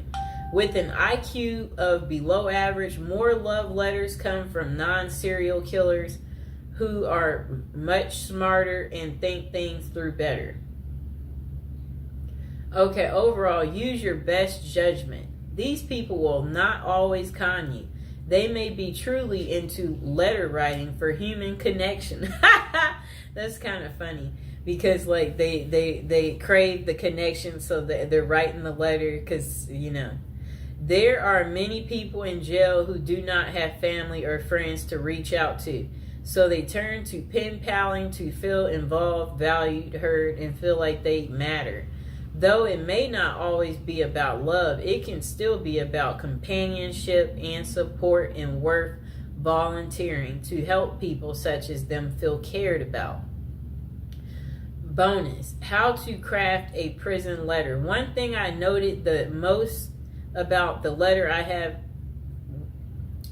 how well written it is. There are no errors. The penmanship was nearly perfected and the message was very well contrasted. So how did someone in prison learn to write so well? One word: practice. Those who write love letters will use trial and error in their writing. For example, they would keep tabs on the responses they would get from their loved ones. When they said certain things, they would then work on perfecting in those areas to get even more positive responses. In addition, they could have utilized other inmates for assistance as well. More perspective is a catalyst for fostering new ideas and learning how to write a moving love letter or scamming someone successfully. If you want to learn to write a great letter, start with practicing. Use your feedback as a guide and never be afraid to ask for help so you can become a pro. And the final thought: falling in love with criminals and prisoners is hyperbristophilia. Though having this characteristic is a passive sense, is fine. Seek help if you feel like you will act on those passions. There are limited professionals that can assist, but it is worth finding a reputable person before you do anything drastic that could land you in jail yourself. Oh no. Remember, human connection and writing to prisoners is a great way to improve their quality of life. If you are talking to someone who has no one else on their side, keep being a hero to them. But always know the signs and be mindful if they are trying to scam you or not. The last thing you want to do is fall in love with someone behind bars only to find out they were using you for personal gain. At the last word from us, we don't know everything, but we do have an opinion on everything. Oh boy. That was quite interesting, right? Oh boy. That's what I have to say about that. I hope that, now you know why women love men in prison. I hope this has gotten through to you guys, so you get that deep understanding here, and you understand that, women can fall in love pretty much with anything, okay? So please like the video, please subscribe, comment below if you're dating a prisoner or if you want to date a prisoner. And if you are enjoying these episodes, let me know. All right, welcome to episode 18, and I hope you guys are enjoying the weekend. It's the start of it. Now, we are back to talking about, our prison subjects, and we are back to the love topic. So, the article we're reading today, it's about love again. And it's titled, Terrible Crimes That Couldn't Stop These Ladies from Loving Men Behind Bars, okay? So some women find love online, while others focus on those who have been in a lineup. So it says, Bloomberg reporter Christy Smith made headlines in December when she revealed she had quit her job and divorced her husband after falling in love. Okay, so I guess she fell in love with a prisoner. Okay, so she insisted that her view was just misunderstood, I guess the prison guy. This came after he had been dubbed the most hated man in America for price gouging a drug for people with HIV. Bizarre though, the story was Smith, I believe that's her last name. Yeah, Christy, I don't know why they won't just call her Christy, has plenty of company. For every incarcerated man, it seems there's a woman interested in being his pen pal or more. Okay? Christy Smith, a former journalist who helped break the story of a white-collar criminal, Martin Shkreli, Wright became romantically involved with him while he served a federal prison sentence for fraud. Okay, I'm about to show her. She looks fairly normal, too. She's normal looking lady. And, he's the genius. I'm trying to say, I guess, he thought he was the genius. He didn't know he would get caught.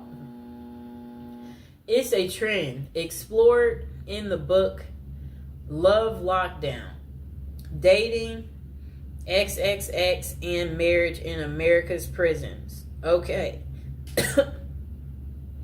Greenwood decided to start researching prison marriages after her own extensive correspondence with jail white-collar criminal Samuel Israel III, currently serving a 22-year sentence in Butner, North Carolina federal prison for mail fraud and investment advisor fraud. Oh no. Some of this, it does make you wonder, how do these people get into committing these crimes? Or how does it start? What, do you get away with one thing and then it makes you think, oh, I could do that again and get away with it. And then you keep getting comfortable enough. You get so comfortable that you keep on, and then you eventually leave footprints. Okay, so this guy, I guess his name is Israel, it said he had faked his death by staging a suicidal plunge off the Bear Mountain Bridge in upstate New York in June 2008. He turned himself in to the feds 3 weeks later, and Greenwood reached out to him whilst researching her first book, Playing Dead, about people who fake their own deaths or disappearances. They have stayed in touch for 7 years, corresponding frequently, although they have never met.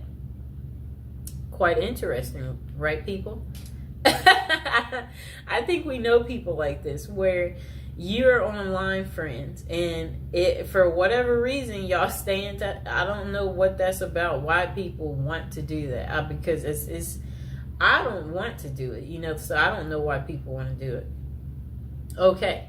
Throughout the half dozen years I've known Sam, he has gone from my subject to my stalker to my friend, she writes, nodding that the correspondence helped her understand the laser-like attention an inmate with little to do can lavish on a lady. For her latest book, Greenwood followed the lives of 5 couples who met while one of them was incarcerated. Okay. I don't know what that means. I'm just trying to say, like, whatever they wrote was very confusing what came next. So, to prison wives who have long histories with their men, MWI. Okay? Women are seen as pathetic losers or worse yet, prison groupies. Let's just label them a prison groupie. But what she found was were relationships that were at times romantic, messy, complicated, and sometimes heartbreaking. In other words, not too unlike those in the real world. One couple includes Joe, an ex-Army medic who had worked as a prison guard at a Kansas City jail, and Benny Reed, who was serving a 10-year sentence in the maximum security Oregon State Penitentiary for the attempted murder of his then girlfriend. It shows Joe and Benny Reed, who met on a prison pen pal site on their wedding day, and they are kissing. I'm going to show the picture. That's her prison boo. You see that? How romantic. The pair met on a prison pen pal site. Joe knew the stigma of associating with a felon, but it didn't deter her. In recovery herself from an addiction to pain pills, Joe credited Benny with making me the best possible version of myself. I think these women tend to be very nurturing. They have a sense of wanting to be cared for, wanting to be caring for someone else, and men in prison, for obvious reasons, are quite needy. The pair even got married at the prison. He saved up from his $1.81 an hour prison call center job to buy her a ring off Etsy. How sweet. But the relationship ended abruptly when Benny found other companions online. Are you kidding me? He still left her while in prison. That's crazy. It says, yeah, that's crazy. Oh my gosh. Wow.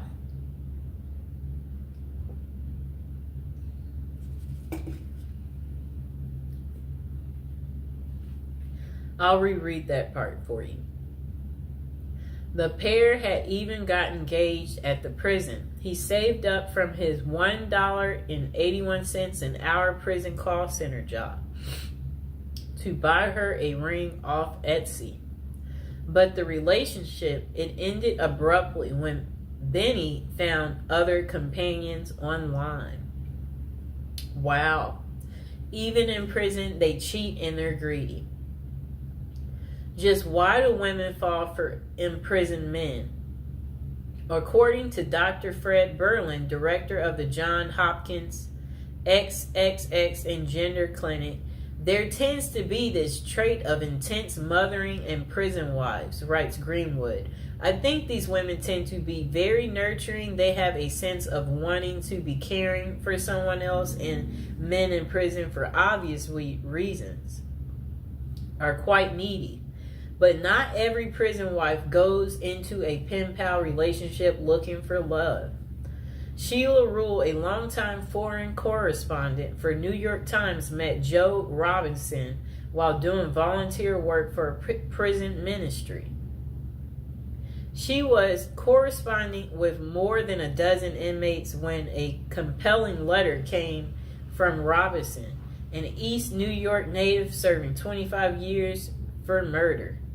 Now, I have to look at this close up. I guess she was really lonely too. Okay.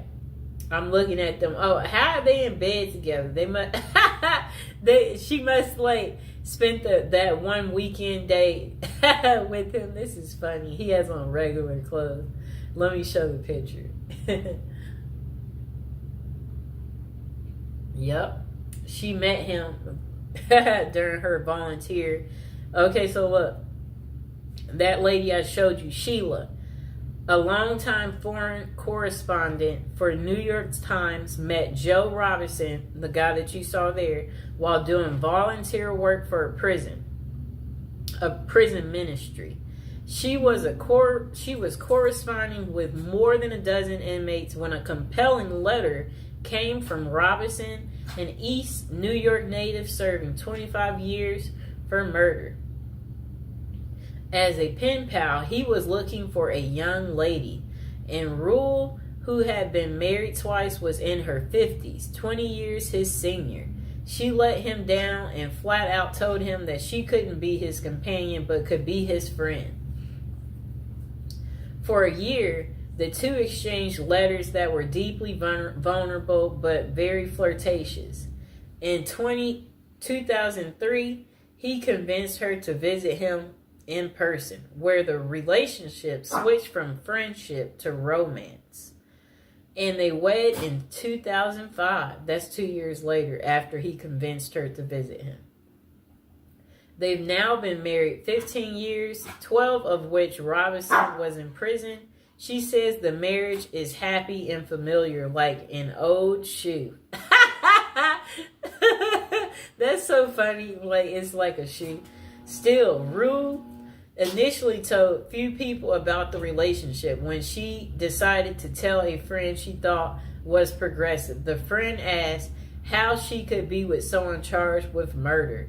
I'm not marrying Joe's past, she told the friend. I'm marrying the person he's become. Do you like her excuse? So that's the end of Terrible Crimes. How it couldn't stop these ladies from marrying men behind bars. I hope you guys liked the video. Don't forget to like and subscribe. Let me know, are you enjoying the prison series? Is it very lovey-dovey? Is it giving you the romance that you seek in your life? And if you are enjoying it, let me know in the comments below. All right. Okay, welcome to episode 28 of our prison series. What are the best things about prison? So this person said on Valentine's Day in 2022, they was diagnosed, I guess, with breast cancer and not expected to live 5 years. And then they said they had medical blah, blah, blah, blah. I'm skimming through it. Okay, so at 2 a.m. in the morning, she was like, she shackled and handcuffed 2 other women and led to the bus that takes 50 of them to the courthouse. At the courthouse, we're put in a huge, dirty concrete room with one open toilet. The girls called it a dungeon. The cuffs come off, but the shackles stay on. We're up all night, some sitting, some pacing despite the shackles, even some trying to sleep on the cold concrete. It's a miserable night. 50 women talking, praying, waiting for the dawn. They're shivering. At 7 a.m. when the guards start yelling names, we are frozen, stiff, and exhausted. They're going to court to face really hard decisions. And they're worn out before they start. And she's like, she's worn out too, but she's not going to court. And she's going to have her breast cut off. But no one calls her name. She says she waited all day. She's cold. She's scared. And one-sided conversations with God. Okay, so where is she going with this? Okay, so a long time later, she's like, she wakes up in the jail. Her first thought is, oh God, you aren't done with me yet. 5 days of hospital vacation, a real bed, pillows, and 3 meals a day. She liked that part. Imagine how grim life is when you think hospital food is fabulous. Finally, it's back to jail, she said. The girls are waiting. For 5 days, no one has touched me but the surgeons with their knives and the nurses with their needles. At the jail, the girls break the rules and hug me because I've lost 28 lymph nodes. The surgeon has ordered a pillow because I'm at high risk of lymphedema and I need a pillow to protect my arm. Order denied. No pillows allowed in jail. We all feel helpless and they leave me alone. A few hours later, they come back with their own order. Close your eyes, Sue Ellen, and hold out your hand. When I do, I feel something soft. She must have got a pillow. I look to find the most beautiful pillow I've ever seen. The women contributed their precious supplies of Kotex. Okay? Okay, so they gave it a designer look. At the darkest time in her life, drug addicts, prostitutes, and murderers looked after her and she will never forget them. All because she got sick. Isn't that interesting? Oh, so they made her a pillow out of pads. Look at the prisoners looking out for people. The most beautiful pillow I've ever had, completely against the rules. I hid it under my mock every day for 2 months. Somehow it survived. That was 14 years ago. Like the pillow, somehow I survived. That's what she said. Okay, so let's see what else they have to say. I'm skimming through. Okay, so another person said the best things is the mental health services. Prisons may provide access to mental health support, including therapy, counseling, which can be crucial for those dealing with issues like addiction and trauma. Rehabilitation programs. Many prisoners offer educational and work training programs that help inmates acquire new skills, which can aid in their reintegration into society upon release. Okay, so another thing they're saying is good is the routine and the structure. The structured environment of a prison can provide stability for individuals who may have struggled with chaos in their lives prior to incarceration.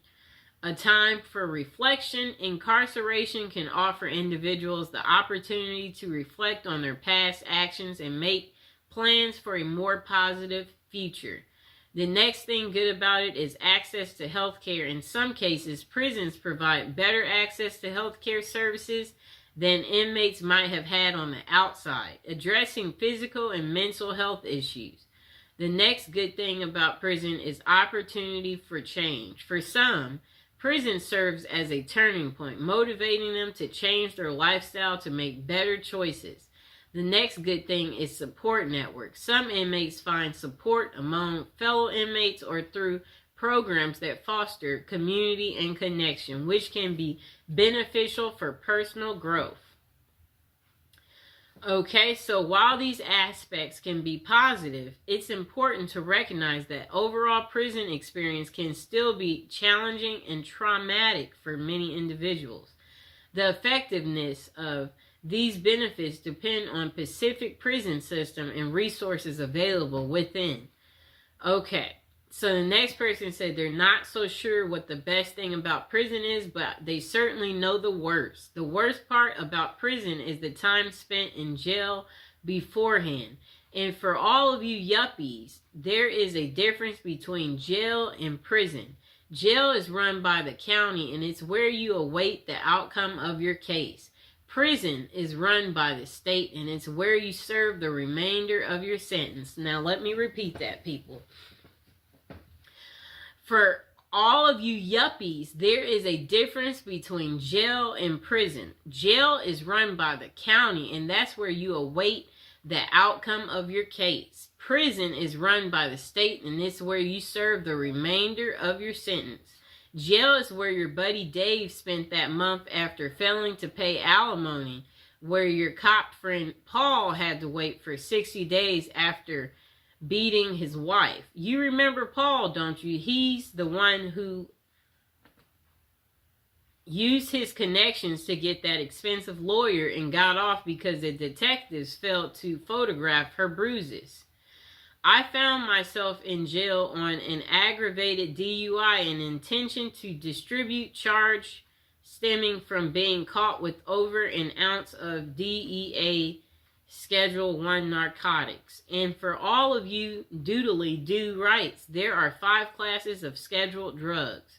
One is the worst, and I'm not talking about marijuana. For some reason is still on Schedule 1 list despite being legalized for recreational use in many states. I'm talking about the first one on the list, a big boy drug. It's best enjoyed intravenously, whatever that means.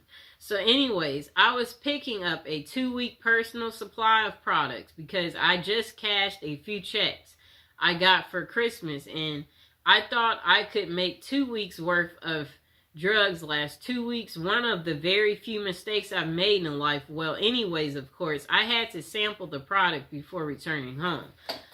And then he said he had to make sure the quality was good and sure he got a little bit more than his significant other was waiting, sweating.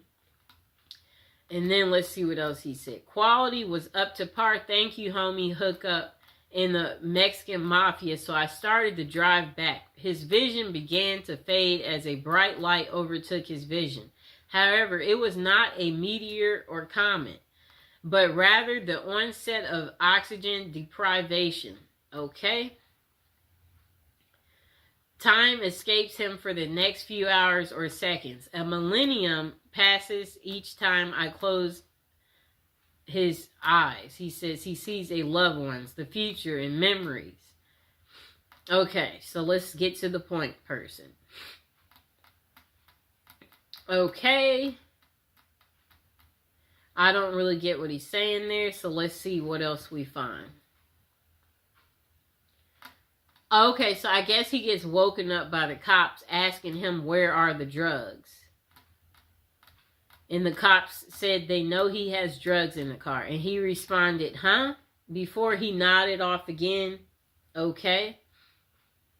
Let's see what else they say. I really don't understand his story the way he wrote this. We might just, let's completely skip him. Because that's just too much. He wrote so much. Jesus Christ. Okay, we're skimming through. He wrote so much. I don't see why. Okay, so this guy said years ago he was arrested in Texas for distributing free copies of a novel which had written in front of a movie theater without permission from the management. He mistakenly thought that Texas, like California, regarded public shopping as places where free speech prevailed. He was held for 40 days because he lives in Australia, and they seriously thought he would flee to Australia if they let him out. Anyways, his best experience was just observing the ingenuity of some of the other inmates. For 1 hour a day, we would be allowed into a cement area where we could see just a silver of sky through a gap between the roof and the 20-foot walls. This recreational area has 2 basketball hoops, but there were no basketballs. So people would smuggle a couple of towels into the area, then tie them in a big knot and use them as a basketball. We couldn't bounce it, of course, but there were special rules, a little like netball in Australia. The towels were also handy in another way. Each day they were replaced, but we could always get away with taking a few threads out of each towel and save them up to create a little knitted cross. The white threads could be tinted from Kool-Aid, purchased from the commissary, and some of them knew how to make a kind 3-dimensional cross. I never learned how. Okay, so let's see. Get to the point. He was nicknamed Old School because of his age, but he's proud that he eventually did more push-ups without stopping than he ever done in his youth. Okay. I'm skimming through. He wrote a lot. He said his cell was the only one in prison not to have been disciplined for any breaches during 40 days that he was there. He learned this from the guards who took their TV and coffee pot simply to be mean, because he felt that we needed to be reminded of what might happen if we did break any of the long list of rules that they had. Oh, and I came to appreciate ramen noodles a lot more once I was introduced to them as prison popcorn, which prisoners would snack on without water when the coffee pot was taken away. I would love to meet some of those guys today, although I realistically expect that a lot of them would have continued to do things that got them thrown back into prison. That's funny. Okay, just a moment. And now would be a good moment to like, share, and subscribe. And comment below if you've tried prison popcorn. That's an interesting, I guess they make it out of ramen noodles. We'll have to get more into that to figure out how do you make prison popcorn. Sounds yummy, right? Okay. To find good things in prison, you might have to look pretty hard. If you can be optimistic in the real world, then you might be able to find some bright spots in prison. I made some new friends in prison. I met some truly good men. These are men that you would be proud to have as a neighbor and would feel secure at night, knowing they were right next door. I also met some of the most despicable excuses for humanity ever seen. But we're focused on the good today. I taught GED class for a while. It was pretty intimidating to get in front of a bunch of angry inmates and lecture about blah, blah, blah. Eventually, I got to be comfortable talking to this hostile crowd and lost my fear of public speaking. Last year, I applied for a job. The first interview was a interview that he normally would have been terrified, but thanks to his GED teaching experience, he aced it. Okay, let's see what else he has to say. I guess people get more creative in learning how to do things in prison, he said. Okay, let's see what else. Oh, he said he hopes you like to read because that's all you'll get to do. Plenty of it. After all, he said he found out he had become a more flexible person. Heck, he's eaten out of a trash can. And it must have been some, maybe, burger. Imagine if a cop throws a burger in the trash can and you've been eating crap every day and you see a little bit of a cheeseburger left over. You're like, that looks like it might be good. You might eat out of the trash for the first time. Interesting. Okay, let's see. Is there something else good? Okay, so this person said this is what they like about prison. They have a roof over their head. You'll never be lonely ever again or want for company. Great if you like reading, as there's always a prison library. Okay? Free board, no rent, no mortgage. Heck, you can have a room for life if you want it. Although room is at the premium at the moment. Well, it has been for quite a while, and always they'll have a bed for you. Okay, so I like what he said. This is what he likes about prison: a roof over your head. They have a prison library for people who like reading. You'll never be lonely ever again. You'll always have company. Free board, no rent, no mortgage. They always have a bed for you. And 3 meals a day. I mean, I guess he's saying you can't beat that. They may not be great. It varies from prison to prison, but it's one of those things that cons say in England to their other fellow cons when discussing the merits of certain establishments that are dotted around the country. It'll be like, what? Blah, blah, blah, blah.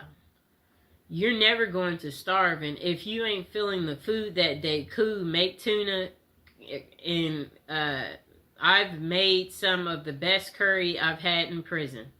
No bills, self-explanatory. Also, no stress of bills. You can lie in till you want. If blah, blah, blah.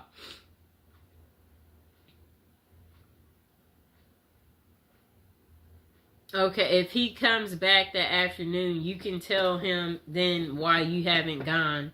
I guess they have some type of work in prison that he's talking about. I didn't really understand how he wrote that. Let's see what else they said. Okay, so this guy said free gym membership. All year round gym membership can't be bad. All that getting fit you've been meaning to do, well, you've got no excuse now with a gym on your doorstep and half you pals trying to drag your butt down there. Okay? Access to unlimited supplies. We won't get into what he's talking about there. Skimming through.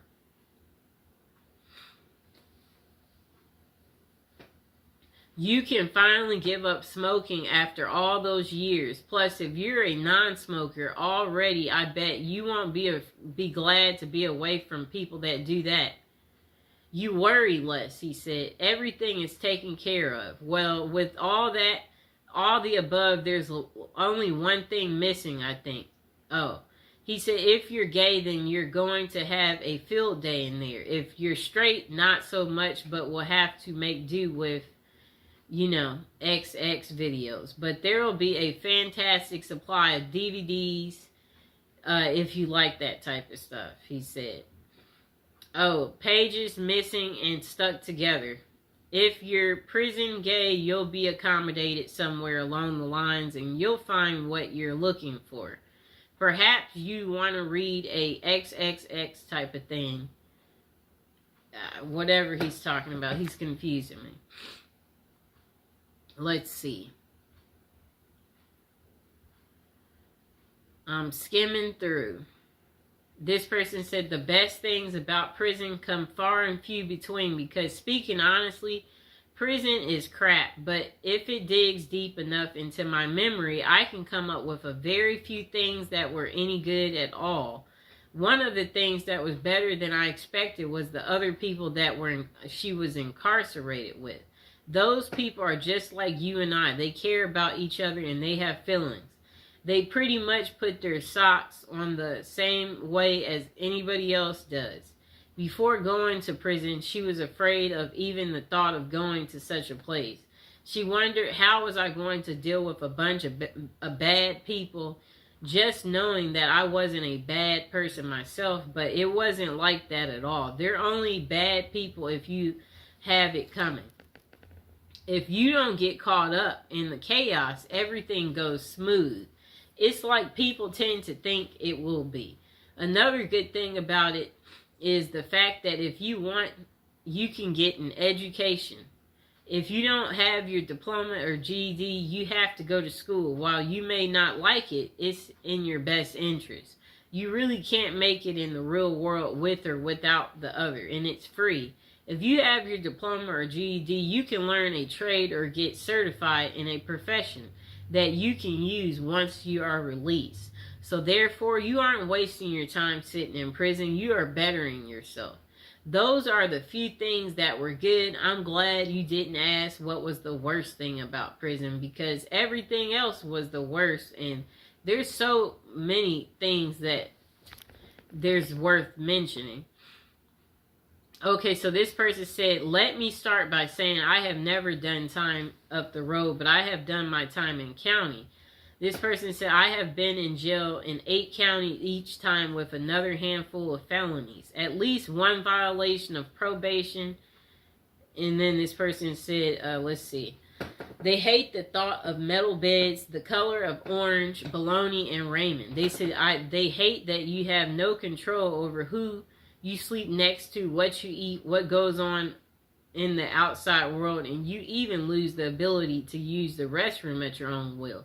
Even though there are so many things that this person said they don't like about jail, they can truly say they're grateful for it. Being locked up forced them to be sober. It forced them to realize what havoc they had caused, and it helped them to realize just how close they was to being 6 feet under.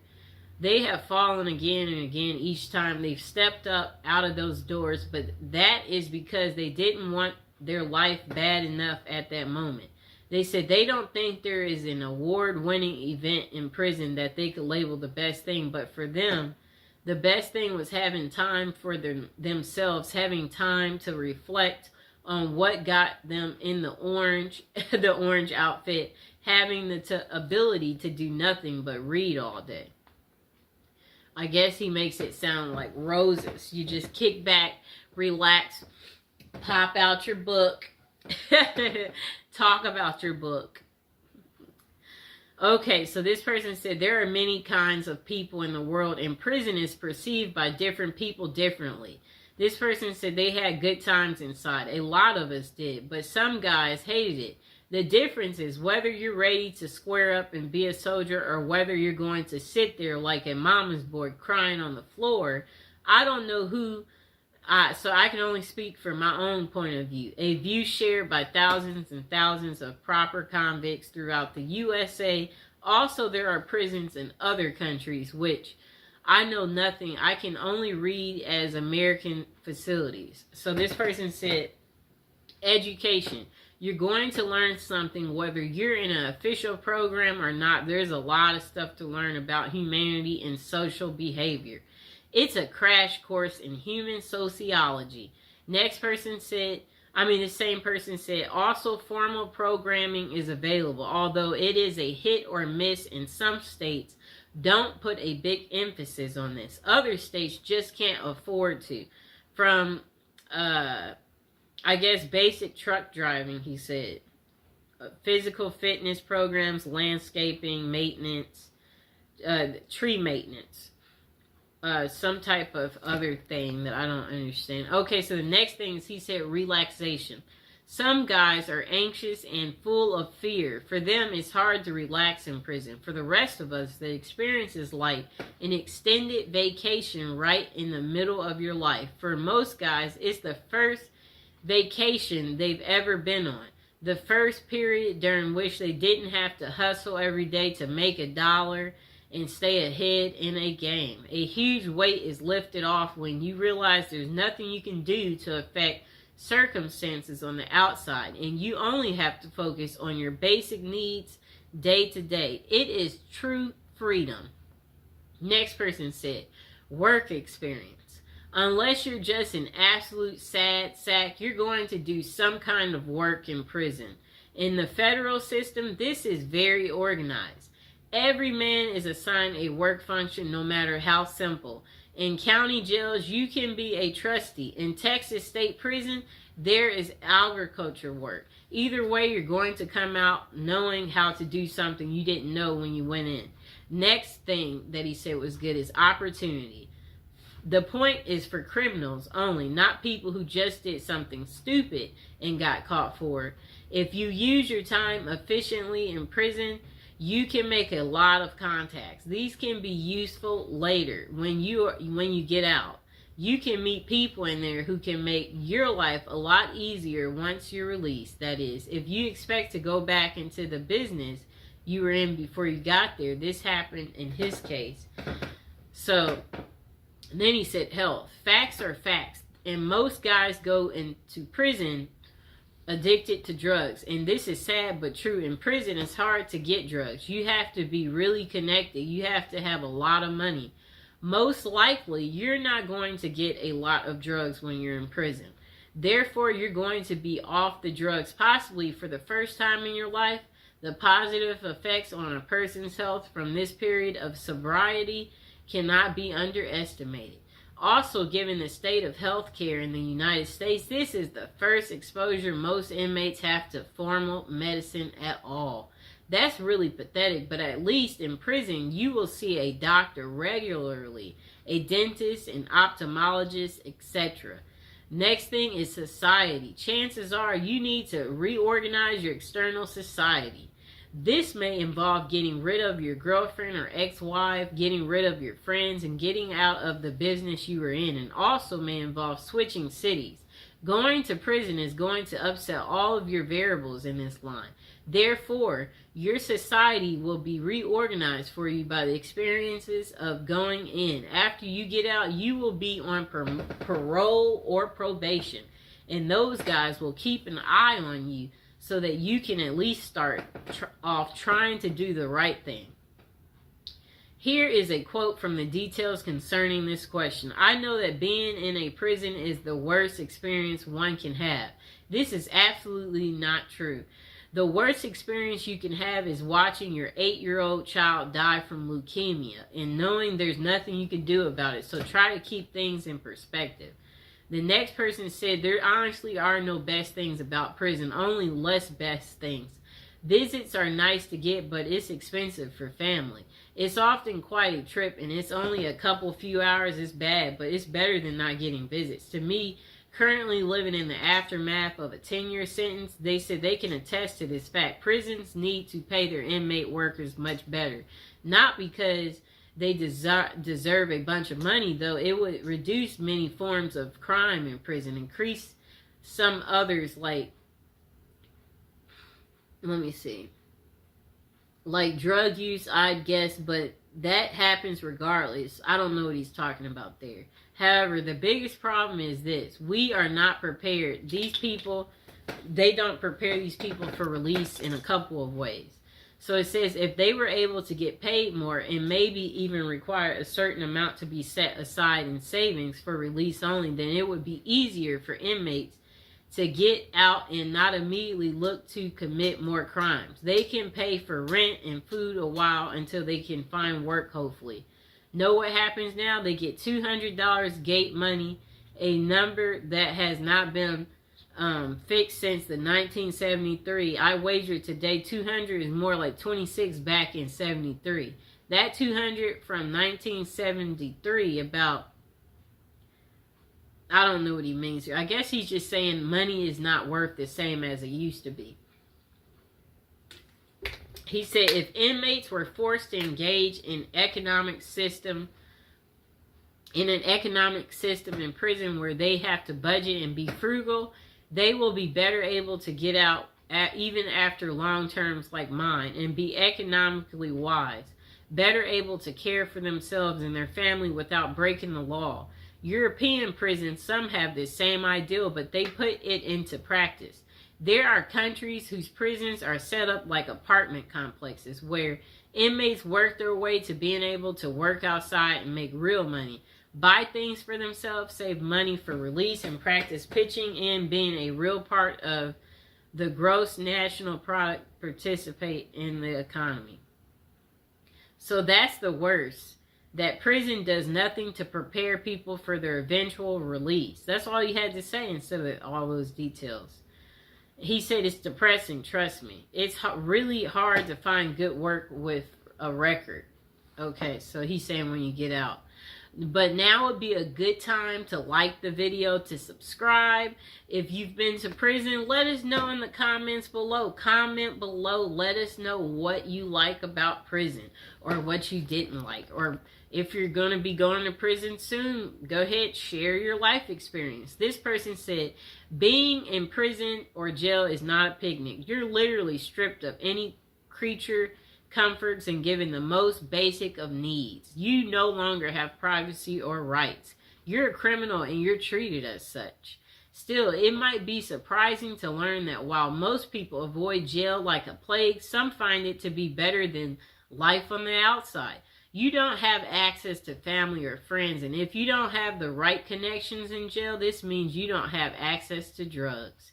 It's not an ideal place to detox, but some jails have programs that will medicate inmates so they are more comfortable during the process. This person said you get 3 meals a day, and for some people, this is a step up from not eating at all. Plus, they are all cooked for you, served to you, and you don't have to worry about the cleanup.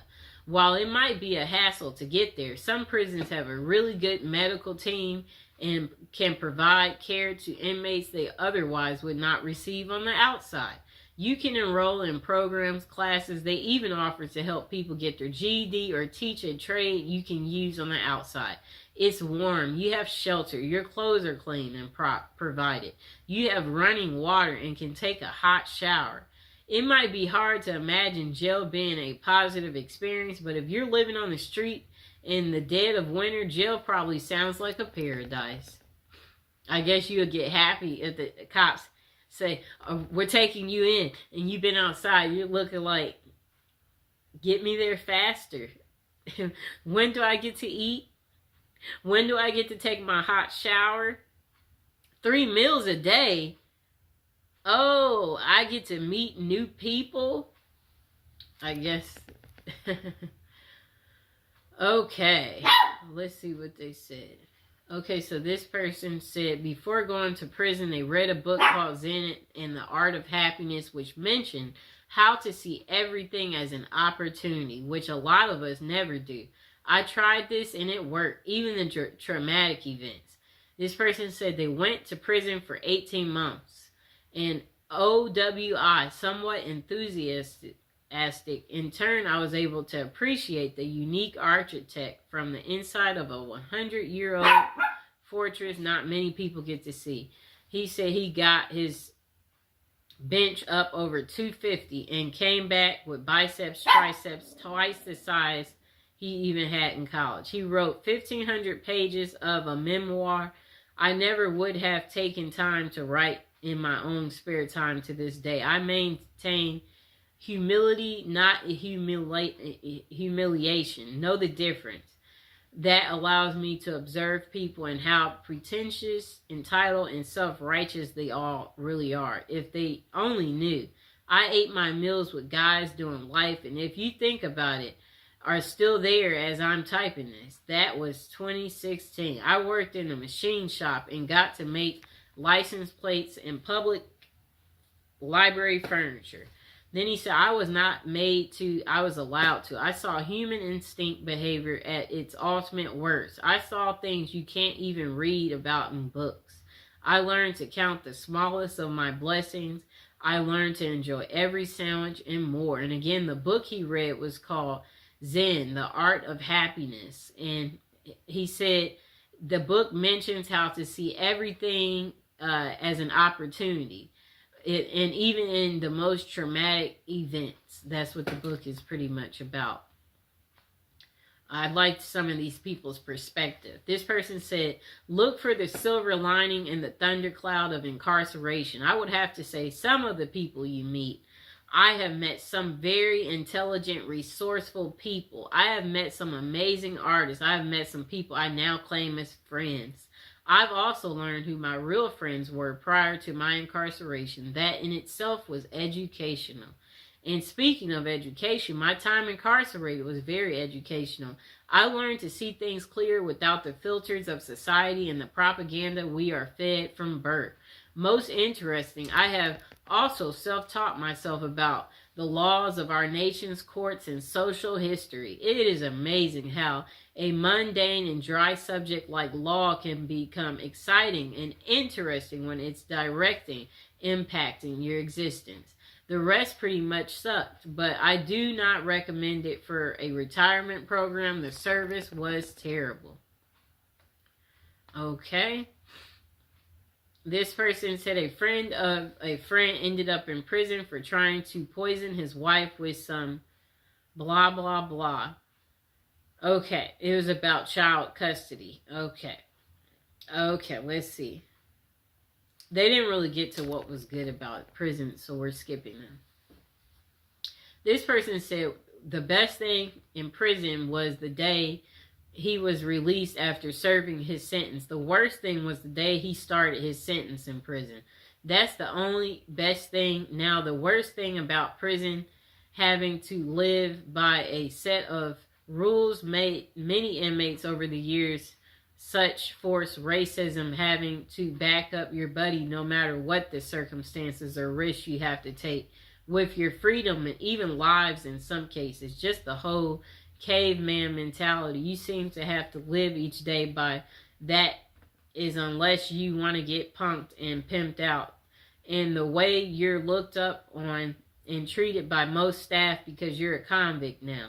What none of the staff ever makes bad mistakes, not being able to trust anyone completely, just one best thing and long list of worst things.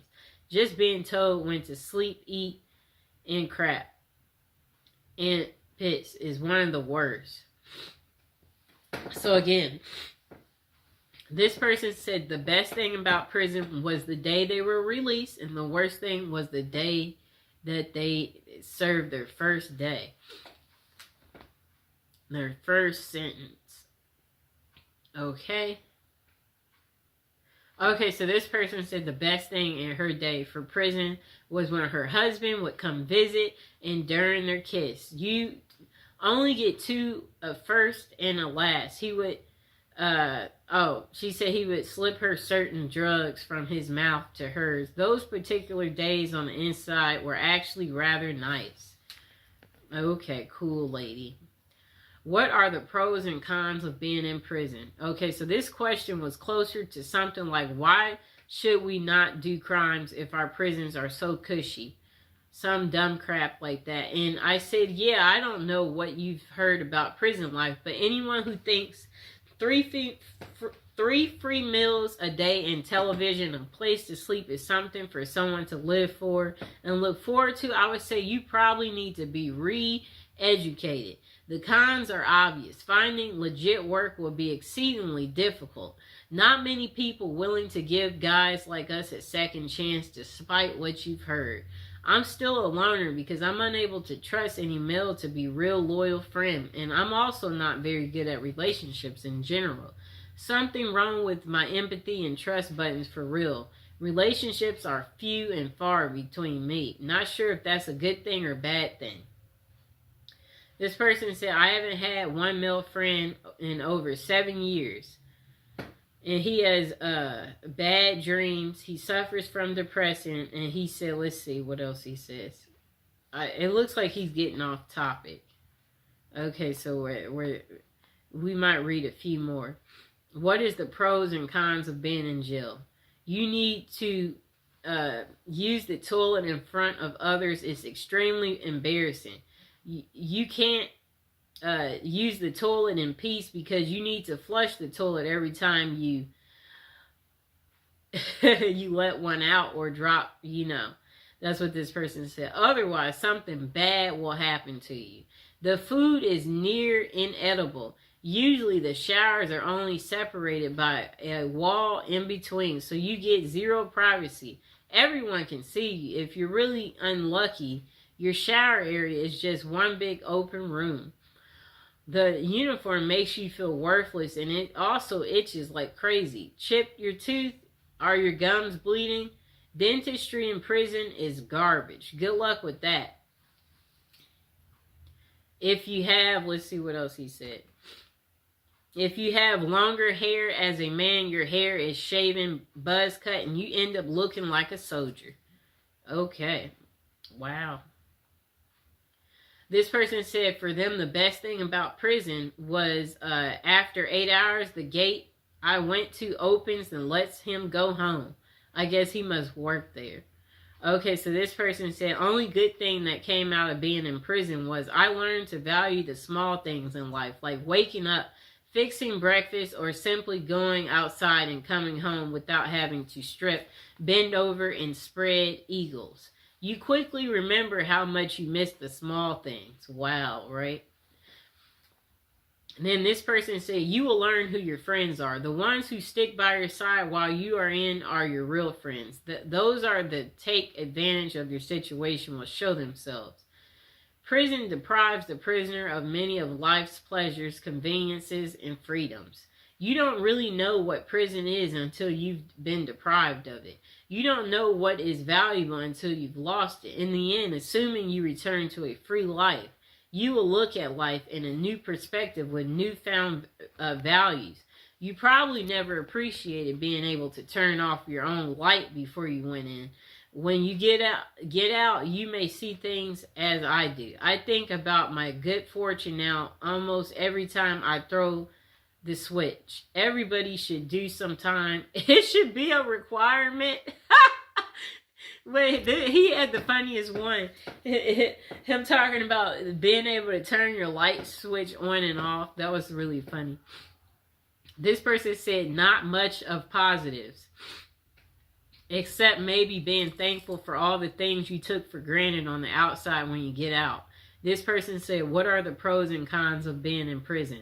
I have to respectfully disagree with the answers that they say there aren't any pros to being in prison.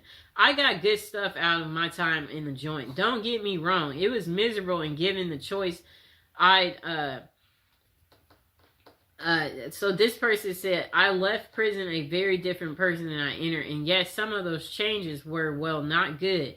But others absolutely were. I walked in soft and round and walked out hard and sharp. He must have worked out, both in body and mind. I read all the books I always wanted to. I went through phases of French and Russian literature, English, 19th century Americans up into the Southern Gothic era of O'Connell and Faulkner, poetry from Shakespeare to Pumpkin to Dylan Thomas, for God's sake, which would never have happened had I not had several hours a day to get rid of. I was doing 1,000 push-ups a day. I learned how to read people and body language and sense tension and danger in the air. I learned how to fight and how to defend myself. I learned how to cut metal. I learned the heck out of patience. But of all these things, the biggest pro I got out of prison was surprisingly perspective. If you can not only survive but thrive after you have lost hope living in the void, that prison becomes your years and years spent there. It makes the rest of life kind of like a snap. Keep in mind that not everyone comes out of this. In fact, most do not parole with anything even close to what I'm saying. That's just how it worked for me. As with everything in life, the facts are what they are. But it is up to the individual as to how he deals with it. My situation was bad, and sure, I got depressed a lot. But at the same time, I'd be living with a guy who was my age but had been doing a life sentence since he was 16 just for being in the wrong place at the wrong time. So if having any pity ever crosses my mind, I didn't have to look far to see someone else who was way worse off than I. And I try to carry that sense with me now. Whatever mess I find myself in, I try and just step back for a moment and realize this is not a big deal. Nobody is trying to harm me. Nobody is beating me senseless and dragging me to the hole. Life is good. Life is short. Don't sweat the small stuff. It's a lesson that I don't think I would have ever learned had I not gone through the ringer. And of course, the price tag was hefty. I missed 8 funerals while I was inside. One of them, my older brother's. 8 funerals? That's a lot. I still wake up screaming some nights, bathed in sweats from nightmares that I can't remember. I can get extreme anxiety around crowds of loud people, and the list of cons is long. And I feel that many of the others covered them pretty well, so I won't add to that. I just want to honestly assess and answer the question because it's hard for me to admit that this place, which I hate from the deepest depths of my soul, could have given me anything but pain and hatred. 2 things I gave in spade that I carry with me still. The bottom line is this: I would not have willingly gone through it, but the truth is the strongest steel must be first forged in the crucible. Okay, so this person said, you get healthy. The food is crappy and generally unappetizing, but mandated by the law to be nutritionally complete, and there being little junk food outside of the commissary. An inmate eats healthier than the average American. If you have a pot belly going in, you are apt to lose it before leaving. You don't see many fat inmates. I have heard it said that the diet adds several years to your natural lifespan, but the stress may well take that from you. Like you want to live a long life in prison. So they're saying that the food there is nutritional, so nutritional that you live healthier than the average American. That's crazy. But there are also a great number of older inmates there who have been there for decades who look very healthy at their age. But that might be because most sickly ones are moved to other facilities with more medical services. And older inmates make better model inmates, so they rather not have to replace you. Okay. And the food is crappy. Most inmates have to be there a while to get themselves to eat it. It looks good on the plate. Several entrees usually, but all taste pretty much the same, for they use no seasoning. And most is processed food from cans and grates, often over and undercooked, served on assembly lines by inmates who are pushed to get it on the trays as fast as possible. So often sloshed over the edge of another entree, spinach juice and everything. They do have a balance of vegetables, but only if you eat everything on the tray. After some time, most inmates do, for it to become the expected, usual, and accepted as food. After some time, most inmates do, for it to become the expected, usual, and accepted as food. Never heard anyone get excited over the meal, though. Basically, supervisors for the food being served. This person said that he was a lineman for a couple of kitchens, basically supervisor for food being served. So I saw it cooked and where it came from and how the trays looked going out the window. This person said prison is bad in that the humans are not meant to put their life on hold for years, as they have no XXX, no career, no family life. It results in very bad things and is not conducive to gaining any useful skills or fitting in. They have programs, but these are to satisfy the letter of the law. Usually the employees do it badly or not at all. The thing they care about is billing. Billing the taxpayer. The good side is you make good friends. And life is much simpler. It is like being a 12-year-old. Do what you are told and nothing more. Those are it. The good is that it breaks time to reconsider. The bad is it is the ultimate waster of life. Okay. Next person say your basic needs. Food, clothing, shelter, medicine are supplied. You don't have any bills to pay. You may have time to read or develop an artistic talent. You may get your education paid for. If you need partners, well, you have plenty of those. Mind you, it's a big price to pay. A big price to pay. This person said, if you want to approach it from let's make lemonade out of lemons approach, there can be some good things. I know that I got mental health treatment I needed. I got a chance to reassess what was important in life. I got to restore my relationship with God, and I got to learn how to deal with adversity. Prison can be a terrible place. I was extremely blessed in being locked up in a decent, medium security facility, and he said he had a great cellmate. This person, what was their favorite prison experience? Let's see. I don't see what the way they wrote. They didn't make it so easy.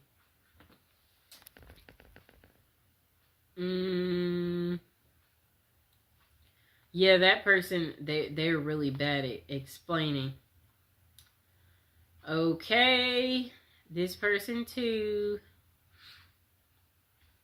Okay, so the pros. This person said free food, you can shower, you have a bathroom 1 feet away from your bed. Tons of people to talk to. Your drug addiction, it will clean you up. You will learn lots of new stuff. Free place to live if you're homeless. You are safer in jail than living on the street. Free health care. They got great doctors. I had a skin condition, and when I went to 4 doctors, they couldn't heal it. I went to jail. The doctor was able to tell me what's wrong. He gave me medicine. I was healed within 7 days. Con, lack of freedom. The food sucks. If you have a decent light on the street, you're going to hate jail. Okay? It's a crappy life. Jail can be a good thing for you, or maybe it'll be a wake-up call for you. This person said it depends on what prison you're in. If you are in a USP, which is a federal high security, you will be at times stressed out due to the politics, but you can work on your mental state and physical. The only 2 things I did was the respect is a huge factor, and I love that also the rec became at the yard. If we wasn't locked down, I went in and at 190 pounds, and in 3 years I was 210, solid muscle without all these vitamins and other crap that's in the free world. But the respect is something huge at the mediums. There's still respect, but people clown and get their butts crushed. You have time to work on yourself. At the end of the day, whoever does it, it's because they don't want to. Okay. And I believe we are at the end of our video. So now is a good time to like, subscribe, share the video, comment below. Did you like this long prison episode video that I made just for you about the good things about prison? To, you know, let you know to be grateful for your current life. If you're not happy, you know, find something to get happy about.